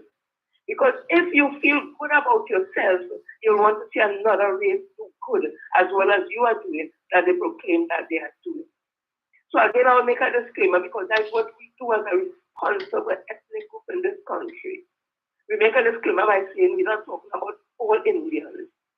But there are some like the Kamla Pasad, the Sesta, the Waterfront Hill, and those ones Facebook and social media, so they behave in the way they behave. You said that when you see what they say, let me tell you something. They have always been thinking like that, Dominic, some of them. But social media has given them a place behind not knowing who they are to type the things that they are typing. But I'm telling you, I grew up in the Indian community. And the thinking is the same today as it was back then. It is just more magnified because of social media. And again, we don't always be responsible and say, which is the truth at the end of the day. It's not always Indian people that think so. But you see what I'm saying there? It's what they're hearing in the home. The same way they're telling we, what we children learn is in the home. The same things them talking is in the homes they learn it from me. The behind man and Peter, Fauci and Nana, is they learning it? To have that kind of hate for African people, that African people is nothing. And I want to say we have to have a conversation because I want to tell them this week is Indian Arrival Day. They did arrive in this country. They did meet hardship in this country. But it can never be compared to enslavement of African people because I will tell them this. Those who came here, the ancestors who came in 1845, they run from India to get a different way of life, a better way of life, because of the inhuman caste system, which had the Dalits outside the forefathers. And it's Dalits who came here.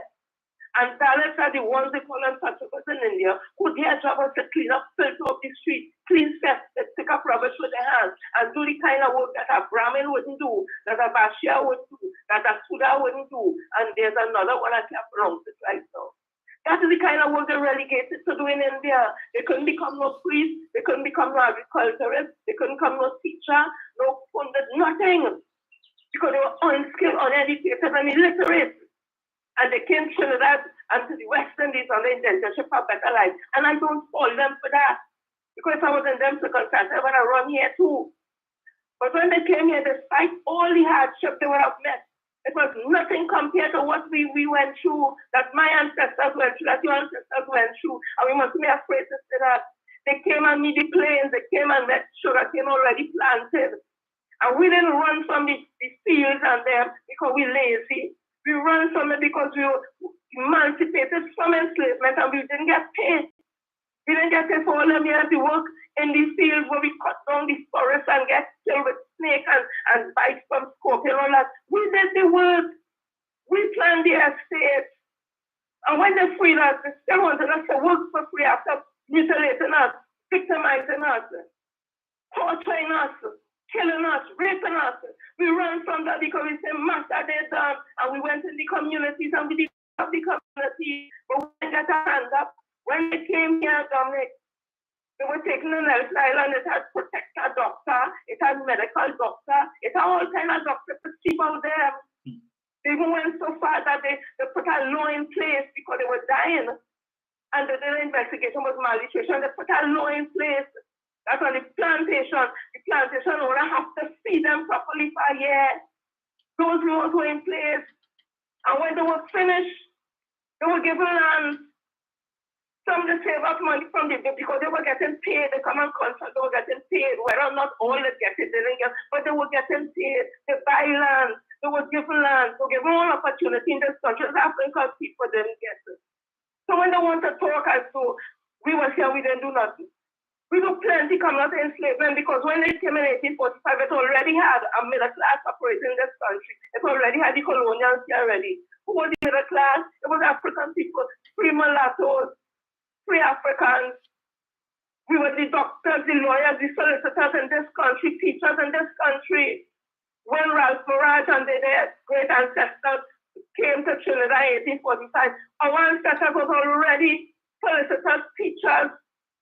So when they want to talk up to we as if we were nothing and we are nothing, we have to tell them, like, not be afraid to say these things because that will make us racist. Because a racist is somebody, a race, a particular ethnic group who's fighting another ethnic group and trying to say it's more superior than them. And what everybody is entitled to, you only want your group to be entitled to. And that is not what African people have in this country.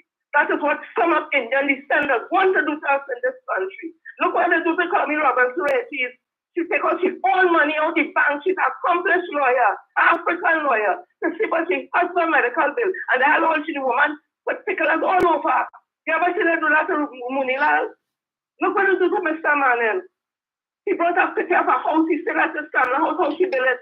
And she live in the same house now. They pay me for the privilege commission, pay me out of parliament. That's not what they're doing. Look what they do to the she's African man again. A complete African man that is respected all over the world understands it. They come inside the day and they use one of we own. They say that he grew up and raised his mother and he's a rape child and he raped an ex-woman. Even though the woman came out in a teleconference and said that is not true, they continue with their life to this day. Then Munilal put up a sign saying, keep your child away from Kate, the African man. Then they do that. Dr. Roddy walking in Carnival, shopping going, and the Indian girl push up, she bottom and winding up on him. They say he's a pedophile. That's what they do. That's why they portray us as angry. They portray us as animals. And they want to know why we're angry. We're angry. You know why we're angry? Because we want equity in this country. We want to stand with any race in this country, to build this country. But they continue. When an African man is successful or African woman is successful, some of them keep dragging we down. Look what they do with Minister Hines. The only Kamala and them could build their house, He can't build his house, They had his whole business all over the place, and the man said, yes, to build the house. But he's African man society down. And they continue to do it. So I am not afraid. I am not afraid to speak about race in this country, because I fed up. I am fed up. We are successful just like anybody else. Look what they do, Kareem Marcel. They want to say he come from a community that's full of crime. Okay. Although he's not the only academic, but he make it, and instead of you're coming out and you're congratulating him in punishment, you make a whole thing on him, celebrating the boy and the whole family. Why are they doing that? And when they text them all the history, that's not a false academic qualification, that's not a false paper. All they take a typist to make sure the head of one of our health security agency in this country, a typist who don't even have the qualification, or the professional resume, but only talking about that. There was an African woman that did do that and get that job. So they always are saying again as I end here. Yes, I'm passionate about what I'm saying, because this is my country. I live in here just like anybody else. My ancestors sweat blood and tears like any other African was right here in Trinidad and Tobago on the other rest of the Caribbean. Other races came and they helped develop and continue to develop. I don't have a problem with that. But don't operate as if African people in this society is nothing. Come up as a successor and have cronies and have supporters. That's what they're pushing. And again, as a responsible person in this country, I'll say not all Indian people that think like I'm a successor. But those who do, we need to call them out and stop it. They need to stop it. Because this country could be a very good land and that we always have peace amongst us. We have, I want to say, a few years. But it has been magnified now, and that has to do with the leadership of Kamala Patel-Bissessler. When she came in 2010, the nastiness that they started, and in 2020 for the election, the nastiness that them allowed on social media, where they call African people monkey, and all kind of nastiness, they were part of that, and they never stopped it. But you know what? It have a goal at the end of the day. And I believe in spirituality. And right now, Kamala will get calmer. You see how much she has standing come there. Right now, she know how to stand up. She don't want to move around. Kamala, you get calmer for what you do to Matila Pandey's father. But you only have to deal with that. There's not pain, no matter worry. It's only have to worry. God does work in mysterious ways, wonders to perform. Thank you, as usual, Dominic. Allow me to be my super. Thank you, Jen. You're always passionate with respect to that. I said I too get upset when I see these posts. So they puts up again another one already. This another clown talking about he's waiting to see the ancestral dishes for African emancipation. Mockery.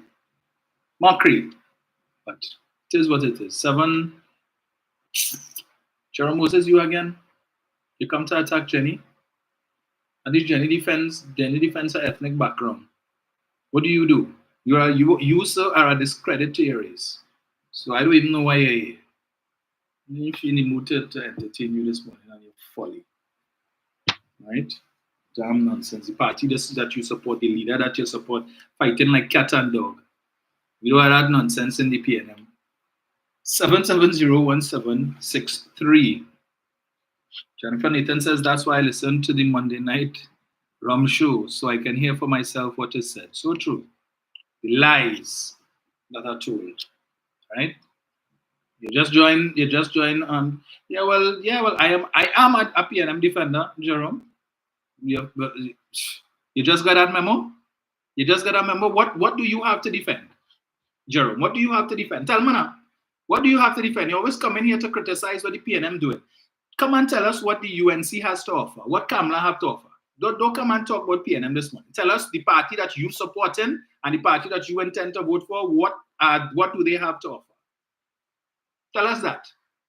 Defend your party. I defend in mine. Defend yours. Defend the lies. That's you only come here to come and call names. Tell us what your party has to offer if they come back into power, please. What do they have to offer the youth of the nation that is better than what this administration is currently offering, Jerome Moses? Tell us that. Tell us that, please. We're waiting to hear. What will Kamala offer the youth that could beat all of the programs, the 20-something programs that the Ministry of Youth Development under Foster Cummings has for them? We're giving them money to be able to start businesses, training, free commercial space in New City Mall, reduce rents, all of these different things, land, starter homes. As I had to tell one of your colleagues on Facebook a couple of days ago, that while Keith was talking about nonsense about Rowley giving out HDC houses to PNM supporters and they paying for it and all of this kind of foolishness, and at least it's some kind of progress because he finally doing something for the African community. Well, I want to let you know, Keith Rowley, in giving out these houses, you know what he given to? Deed of conveyance. You know what that means, Jerome? Deed of conveyance. You know what is a deed of lease, Jerome? Two things that Prasad Bissessa didn't give. You know what she gave you all? Idiots like you get deed of comfort. You know what that is? The government telling you have permission to squat, go and pitch at a tent, or get some galvanized and some plywood and knock up a 2x4 and go and live in that. That's what Kamala offered you, you clown. Idiot. Hello, good morning. Let me get this here. Sure, man. Good. Let me raise the pressure. Yes, sir. I'm not too. But listen, look at the night program last night. It has the lady tried to course correct by now saying that she's understandable. Yeah. And I wonder how the juxtaposition of that with your friends, they in murder favorable. And you, the opposition, refusing to put help with firearms, where 95% of the murders in this country are committed by firearms, in prison 120 days until their matters start. So you see, juxtaposition that for supporters, it was happening last yes. We support the police shooting. But listen, then the police are that you that tells them. What you should championing because more resource that there can be a power in order to use of force to proceed. That every officer has capacity and the taser. It works. And after we putting before using the report properly legally. I doesn't support that. Cannot support that. Let's talk for $12. Once you go under the current use of force, the firearm, because she legally liable to that. But she is a senior counsel. Laughed it up last night and laughing. Now, if you were right here last night, Dominic, how would you have felt when she, with the characterization she made of him as an egg? Yes. One was he the final person to select all the UNC candidates? So that's a decision. Doesn't that directly speak to you as leader? But I guess you and I as apologists, yes, would be seeing that, right? Correct. Yes, you really do connect those stuff. But I have this feeling. Like I had to explain to someone a chat argument really this morning. saying the pop-up video, I'll show you that, all over. They show you a clip. What was series? This has to stay Sunday. Caption is blaming everyone but yourself. When she made the link in the crime statistics and what is reported on it, and how what times go up and so on, right? And how is it directly related to how is it nowadays. Right. I say, are you aware that legislation interferes with your fundamental rights under Chapter 101 Constitution? Have to be passed a special majority. No opposition to the government. I think that government is in opposition and the party. I think in 2010, they had the luxury of not needing the opposition to assist them with any formal legislation. There are 29 seats. And this is the situation of the parliament. Then does not enjoy such luxury. It is a reason of security. And therefore, to bring in legislation, we need to help our opposition. They require support of the opposition. That is not what being. You know, I will cricket after that. Right? But this is the simple link that people are making with respect to these things. And all people have to do is go and read what the Constitution says, or any type of legislation that interferes with the 4, 5, and 6 of the Constitution. It requires special majorities. Right? But make sure again, my brothers, don't let them raise your pressure. Yes. Then the fact. Is them with the fact that we're going to put on the person. Have a good day, brother. Thank you, sir. You too.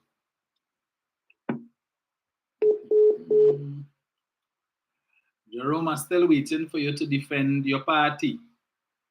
You come in to talk about PNM and what PNM do and what Rowley do. What did your party do?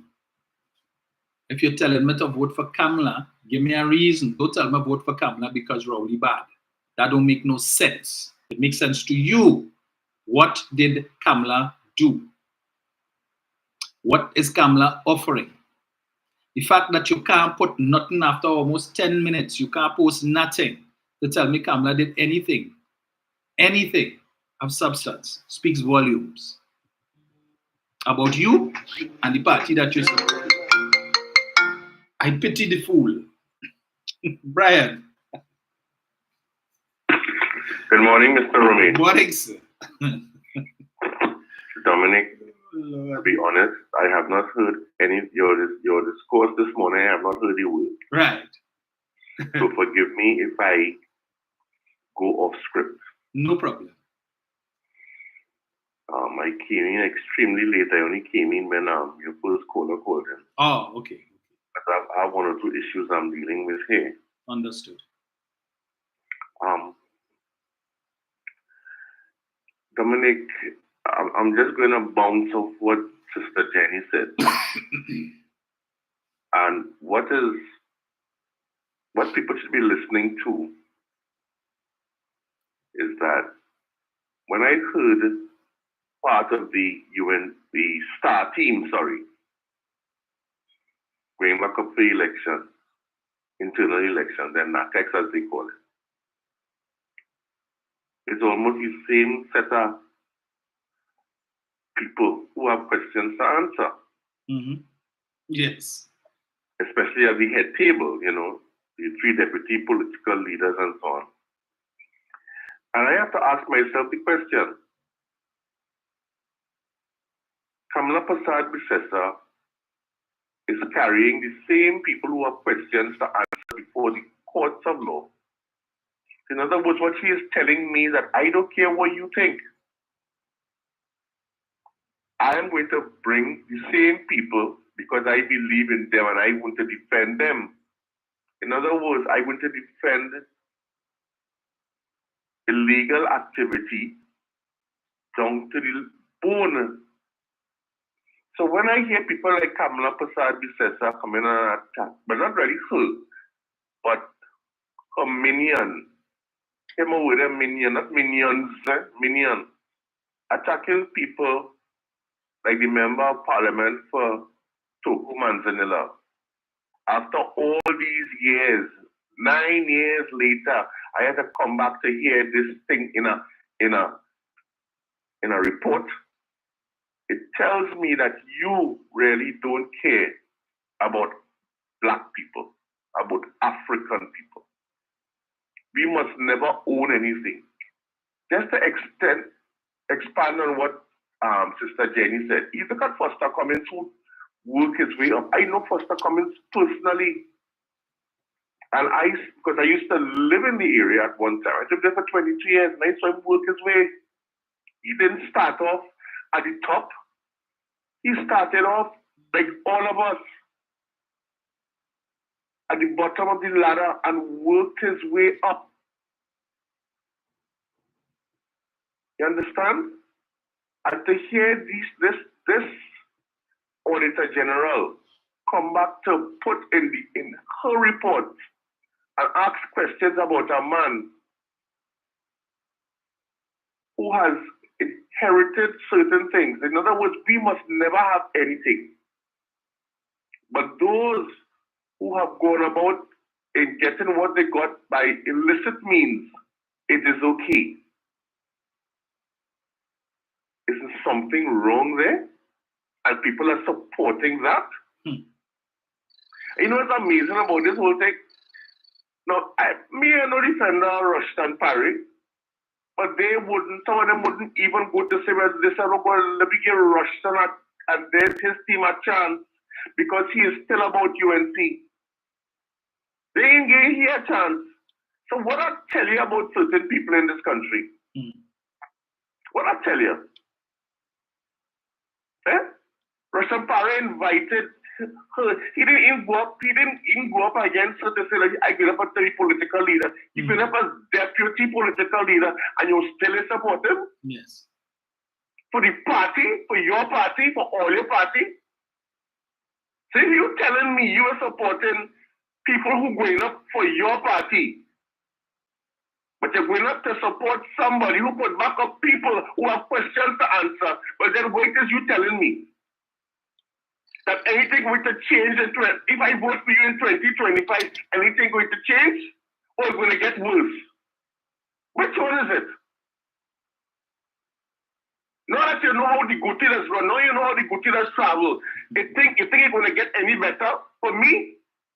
Especially people that look like me? It's going to get worse. You're attacking people who look like me because they have so many years ago. It tells me that you are going to be putting operatives, whether they are there by you or they are there by opportunity or by whatever means, that they are going to attack people who look like me because I must never have in the land that I was born in the land that I love, in the land that I have inherited just like people that look like you. I must never have. I must always be at the bottom of the barrel. And I must never prosper in this country. It tells me that you want me to go back to a place where I should never ever have to be thinking about that. My children and children's children and children's children it must be a place in history. At a place in our minds and our actions going forward. It must never be like that. We must be able to recall it 1,000 years from now. But it must never be part and parcel of our being today. And that is where you want to carry me. That is where you believe I belong. People that look like me. And whenever it is somebody has, look at Warner from Tobago. Warner the contractor, who can't still get all of his money as yet, after almost 2.5 years. You're still questioning Warner. He mustn't get no work in Tobago, and he must not get any work in Trinidad. So where must he go as a Trinbagonian? Where must he go to find solace, to find an avenue to help not only himself but his people. You attack this man. He's one of the many that you have attacked. So he must never own anything. He must never help his country to prosper, to benefit. It tells me, and people must listen to this, you know, come next year, if all you fail, and I'm going to use Kamala Prasad as words, if you fail to do what is right, this country is going to suffer more than anything. It's a certain set of people. Because Kamala Prasad has absolutely nothing to lose. She on her, I want to use this, she's on her last legs, whatever is left of those legs. She's on her last legs. And if it is, she gets back into office, you think she's going to do anything better? It's going to be worse. It'll be hell. It'll be a scorched earth for us, people that look like you and me, Dominic. And that is why we have to continue to fight the fight. Because at the end of the day, if we don't do that, it'll be hell to bear for people that look like me and those little children are coming up today. Because all of those who I keep looking at on television up till last night, who are benefiting from things being done by the Ministry of Youth and National Service, well dressed.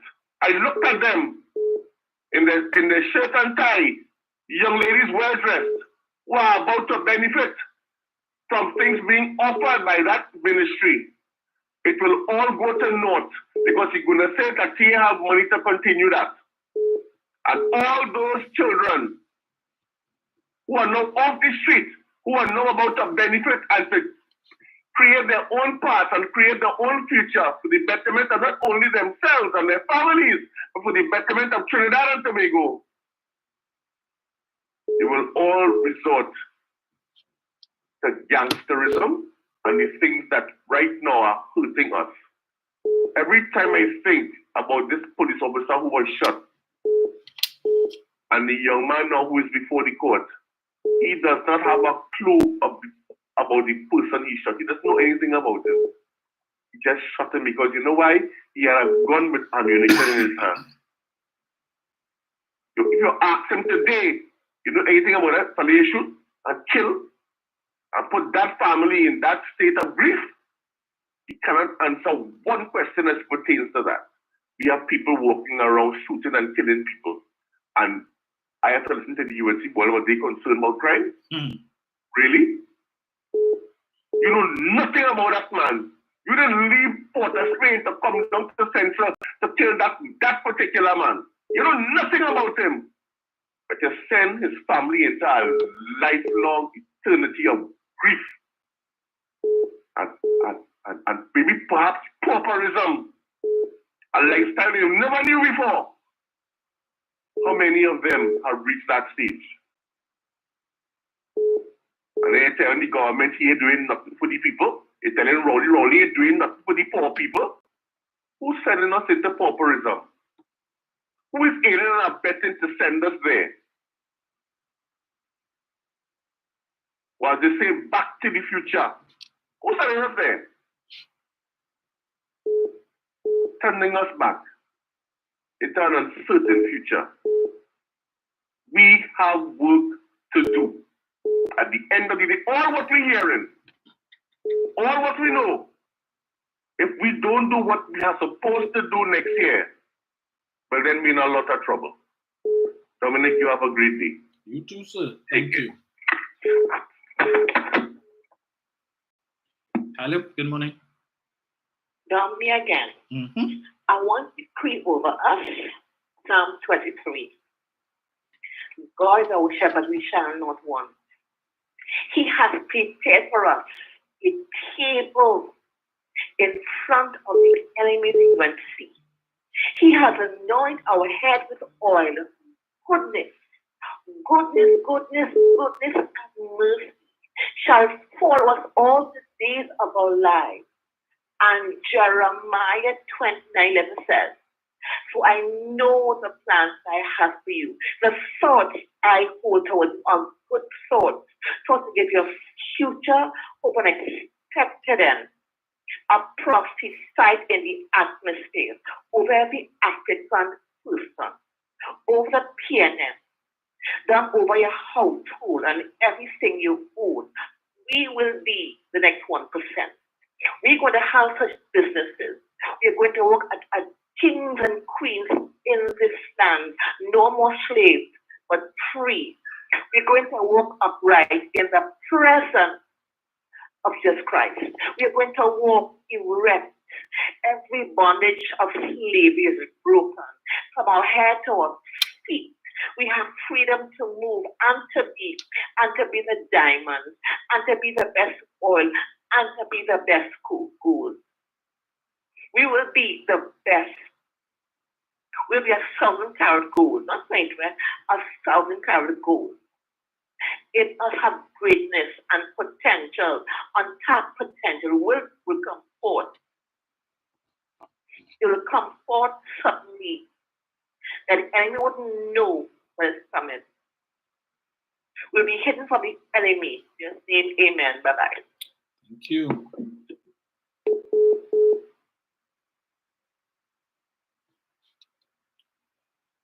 See, what's the time there? 8:47, so I still have 13 minutes.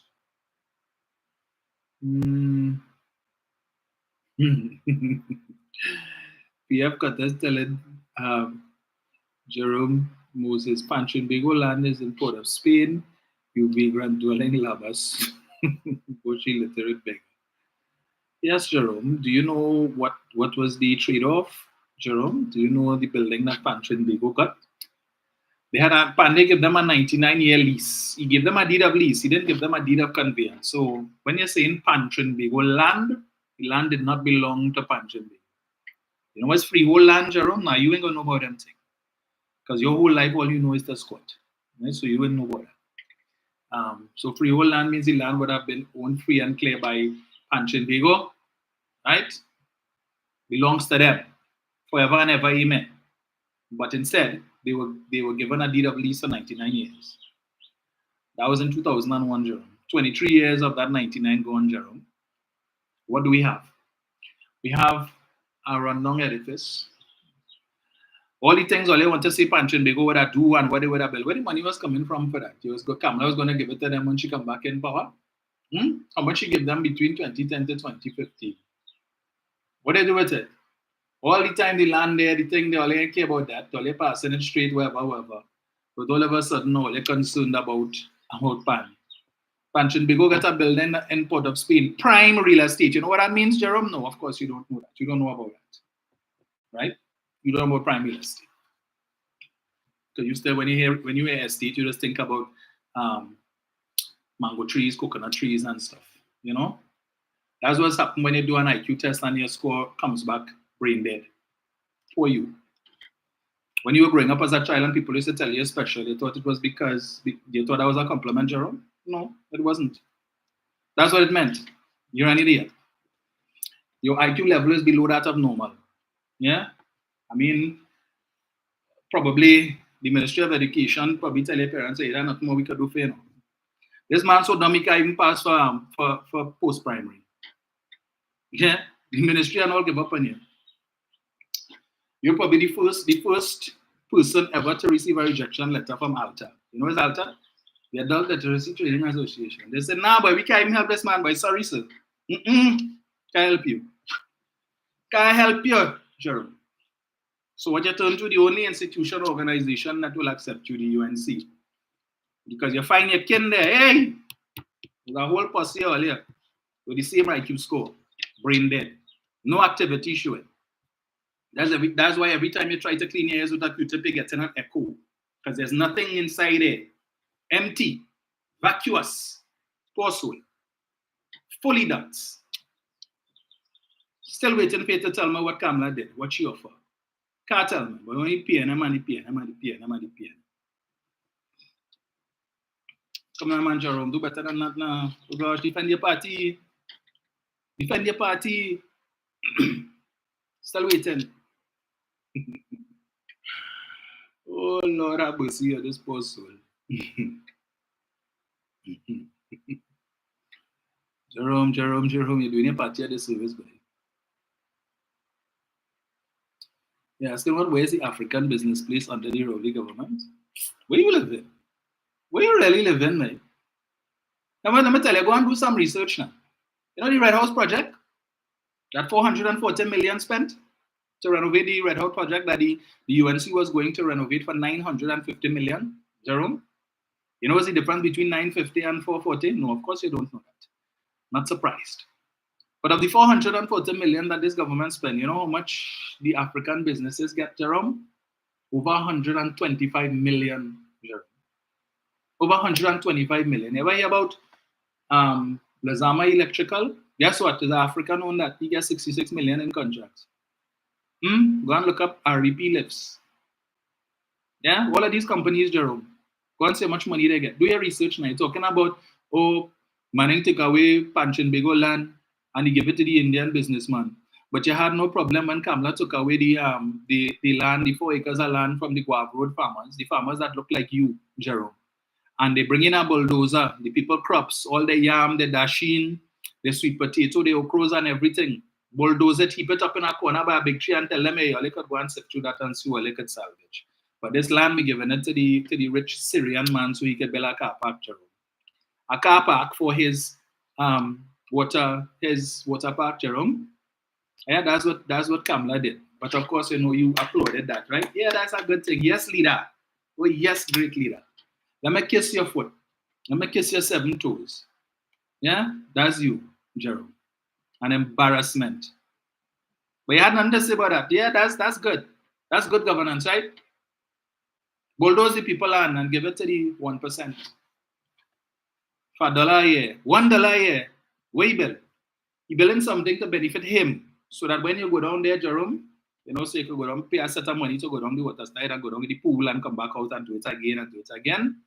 You have a place to park your car to come and spend money in his business.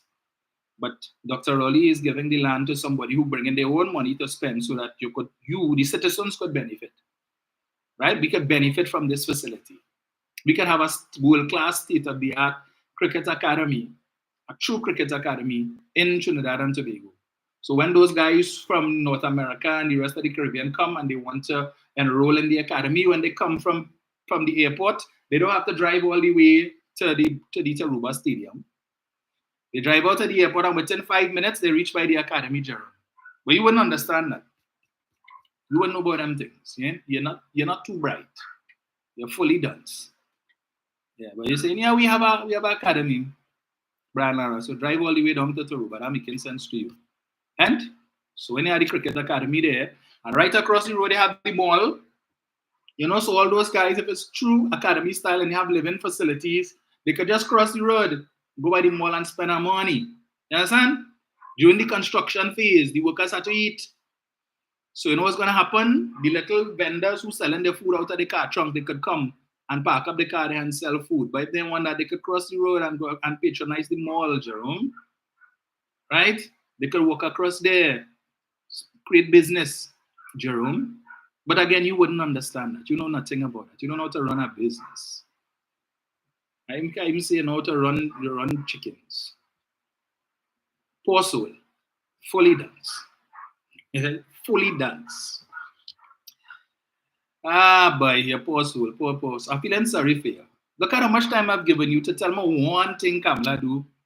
One thing she do. For the African community. Or not just. One thing she's done for the youth. One thing she's going to do for the youth. You can't tell me. Not one to come in and tell me she gave children laptops. That's what we're going to come with. But guess what? The government did that too. She gave out 95 in 5 years. He probably gave out 71,000 in 3 years. And he didn't only give it to the students, he gave it to teachers as well. And not only in secondary school, but primary school as well. Whereas Kamla was stuck in secondary, Dr. Rowley gave to primary and secondary children. What else you had to tell me? What else she do? Baby grant? You can't wait for that $500 to come back? Well, I'll tell you something. The price of milk and price of Pampers in 2024 is not what it was in 2015 and 2014. So $500 can't cut it. So since you're going and cut government revenue in half, from the corporate sector, right? To make the rich richer. But I have a problem when Keith Rowley say, nothing wrong with the rich getting richer, but the poor must come out of poverty. Or miss that part. Rowley said the rich must, nothing wrong with it. No, let us lie. And so Rowley said the rich must get richer. Prime Minister never said that. He said there is nothing wrong with the rich getting richer. You hear the rich complaining about that? You hear them complaining about that, Jerome?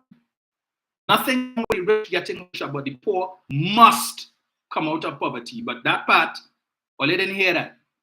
As soon as he said that, all of a sudden, Ole hears get cataracts and glaucoma.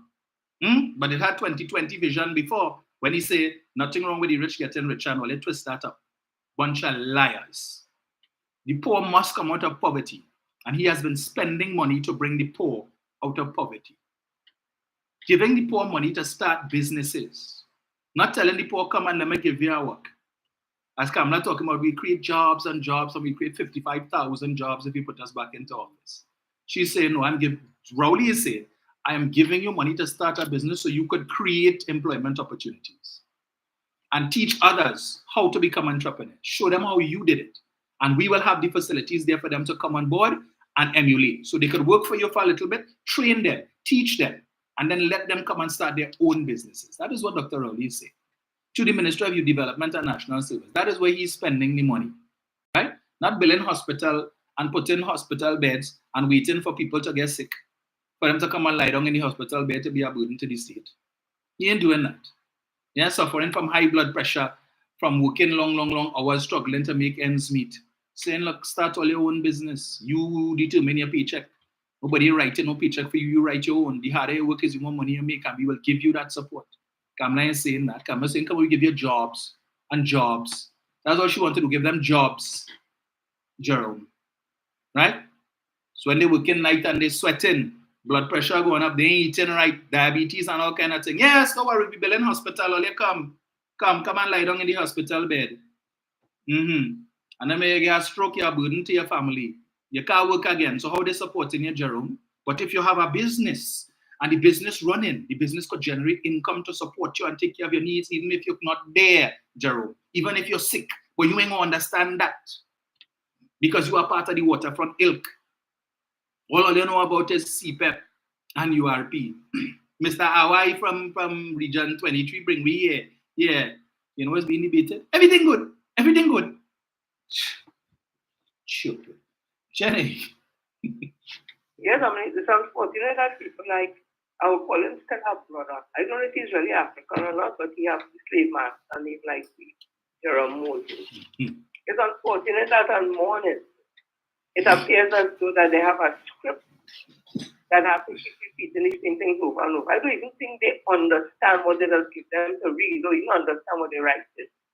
First of all, if he knows the history of Haiti, he won't even mention the fact that Trinidad is like Haiti.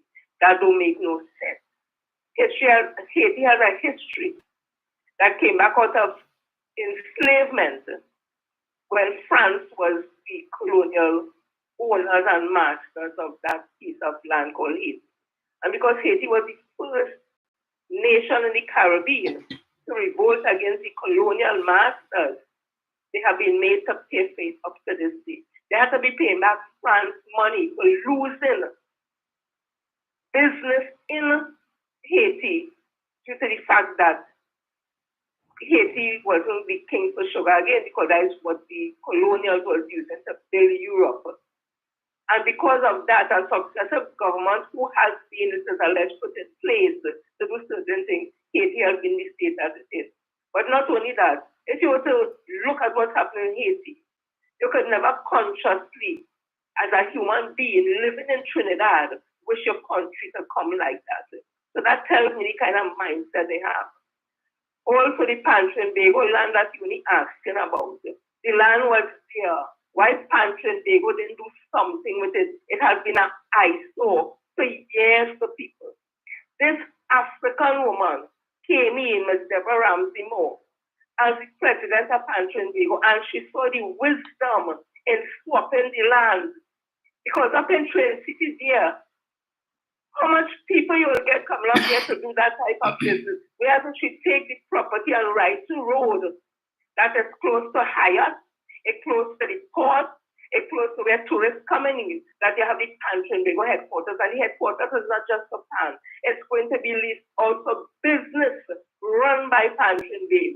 So that when you come there as a tourist and around the area there, that the real estate has increased in value because it is around prime property.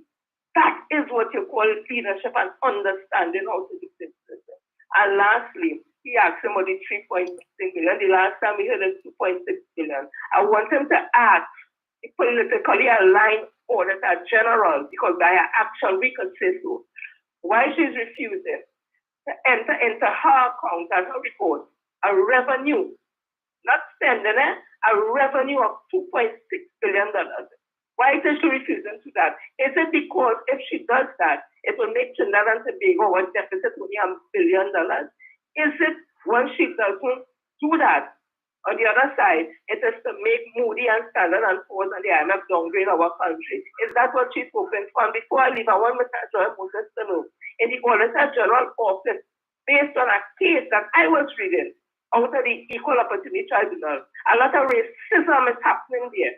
And they would have stymied an African man progress in that office, that he could have become the Auditor General by racism and victimization. And he won his case because he was able to prove it was racism because he was African, while they refused to promote him and to make him act in any position in the Auditor General. But you know what we had?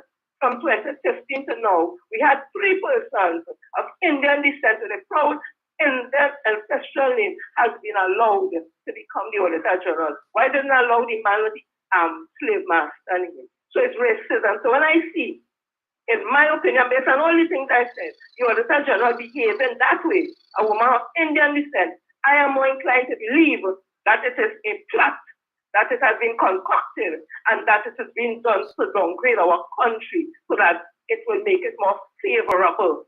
I think they must think that UNC could come back into office if we're able to say, with the crime situation that we have, that the government is not minding the economy. But as I leave, Ansel Merchant Bank, the same economy that Professor Roger Hossain says, we economy so bad, and we should follow Guyana.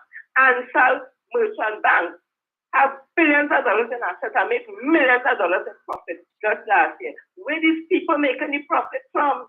Ansel McCall invested $200 million in Carib to have a new line so they can make bottles and things of butter Carib. Where they get the money from? Where is Downtown Merchant Association President Gregory Aboud? Where he get the money from to go and open the biggest store Jimmy Aboud in Bataria, flagship store? It look like he has to drive around for the place. Where he get money to do that? Where Republic Bank get money that millions of dollars was made in profit last year? Where they get the money from? Where UTC get the money from that was able to pay out to the shareholders and dividends, millions of dollars in dividends? Where they get that money from? Where First Citizen get the money from that it recorded millions of dollars in profit? And I could go on and on. So when they're talking the foolishness, you know that they're not genuine and even what they're saying. And that is what does make it hard to swallow. When you know they don't have the facts, they don't have the information, and they're just talking, all them set a doggy, look at bone. Them is the one who Kamala and them that use to pop up the UNC because they know if they want people to do it, nobody ain't going to take them on. And I'm saying again, yes, I'm mentioning God because the fiercest warrior, my God, Rastafari Ethiopia, is the fiercest warrior. He takes down Sodom and Gomorrah. He mashed down the walls of Jericho. He is a warrior. So yes, I can mention him in the same but in the same I talk because he's a fair and just God. And he don't stand for inequality. So yes, I'm calling John name this morning again. What is happening in this country, it is wrong where racism is concerned against people of African descent. And the conversation must start with race relations in this country. We still right here, and your opposition leader who, trying to be prime minister, tell an African woman, well, at least I have my proud ancestral Indian name, Kamla Shishala Pasabi Tessa, but what you have your slave master name. The highest insult ever to all African people. And what people like Joy Moses and them do? Nothing. So they miss me, so they BS. need to start the conversation now. And I'm not afraid to speak about race because I am comfortable in my skin. I prefer to be African, I prefer to be Black. And at the same time, I love myself. And because I love myself, I can love any other race in this country. And because of that, I can speak how I speak and without feeling I did something wrong. I will not tolerate people when I'm a racist. I'm not a racist, I'm a realist. And it's that realness some people can't see. Racism is real in this country, and under the UNC, under Kamala especially, it has been able to rear its head, come out of the bag, and it is open to everybody to see. God make you have a blessed week, and everybody else have a blessed day and week. Thank you, Jen. Jermosestine, you're not qualified to talk about the issue with the Auditor General and the Ministry of Finance. You're not qualified. I told you your IQ score is brain dead. All right? You want to give yourself a stroke? With the little bit that you have, a gray matter that you have somewhere in a corner inside your cranium, relax. The Auditor General never said 3.5 billion missing. She said it doesn't exist. She says that it was a figment of the minister's imagination. She didn't say no money missing. She's saying the government only earned 61 billion in revenue. That is what she was saying. Because the minister laid the report in Parliament last week, and he indicated that the updated report, the corrected report, will be laid by the Auditor General in August. With no more pre-action protocol letters. What she gonna lay in August? The minister twisted her hand and forced her to upgrade it to the 64 billion. Because from what I understand, listening to the minister, the report that is to come in August will show 64. So if it missing, where it come from all of a sudden, Jerome? How she not protesting? Jerome? That is why the minister sought a 4-month extension so that the Auditor General, instead of trying to come and reconcile the accounts in 7 days, she has 4 months to do so. So she could sit down with the ministry and they will go through all of the government's receipts and they can reconcile any issues that she has, Jerome. And you're asking if the auditor is a UNC? You're stupid. So why should you pick Annan? It has so many law firms in this country, but you're going to the one and you're really asking that foolishness. Let me tell you something, Jerome. Before the minister laid the report, the law says there's only 3 persons supposed to have been in possession of that report. The President of the Senate, the Speaker of the House, and the Minister of Finance. And of course, the Auditor General's department, because they generated the report. Nobody else. Until the minister lays that report in Parliament, not even the UNC is supposed to have a copy. How is it that even long before the report was laid, Jerome, the UNC had copies of the report and reading from it liberally? How Kamala gets a copy of a report that she's not supposed to have? How Monilal gets a copy of a report that he's not supposed to have? Other members of Parliament don't have it. Only person supposed to have it, President of the Senate, Speaker of the House, Minister of Finance, Auditor General. How they get it? To be reading from it? Tell me that now. Please. How they got it? Now, Jerome? Nah, she's not UNC. She votes in PNM. She love call me she boy. Yeah, that making sense to you. Folks, thank you all for joining me this morning. Right? It's past 9 o'clock, and unlike Jerome, I have a job. Yeah, I have work to do. So I don't get paid to sit down on Facebook all day and listen to Underground Report and other trash and comment rubbish. Yeah, I had to go there and, as they say, look for it. All right, Jerome. So have a nice day. I gave you an opportunity to defend your party. You failed miserably, as was to be expected. But I'll tell you what, I'll give you one more chance on, I'm not sure if I'll be on Thursday morning, because Thursday is a holiday and I'm supposed to have 2 things, something to do early Thursday morning. So if not Thursday, on Friday morning, I will, on Friday, I will do the live, right? But we'll just put it out in the debunking page. So if you alone see me on Thursday morning, Friday at 12, because I have a class to teach from 9 to 12 on Friday, notwithstanding the fact it's a holiday. And then after that, I'll do the live, right? So Jerome, I'll give you an opportunity. Today is Tuesday. You have Wednesday, Tuesday, Jerome, to go and do your research, to call we had to call to get your talking points so that you could come and defend your party.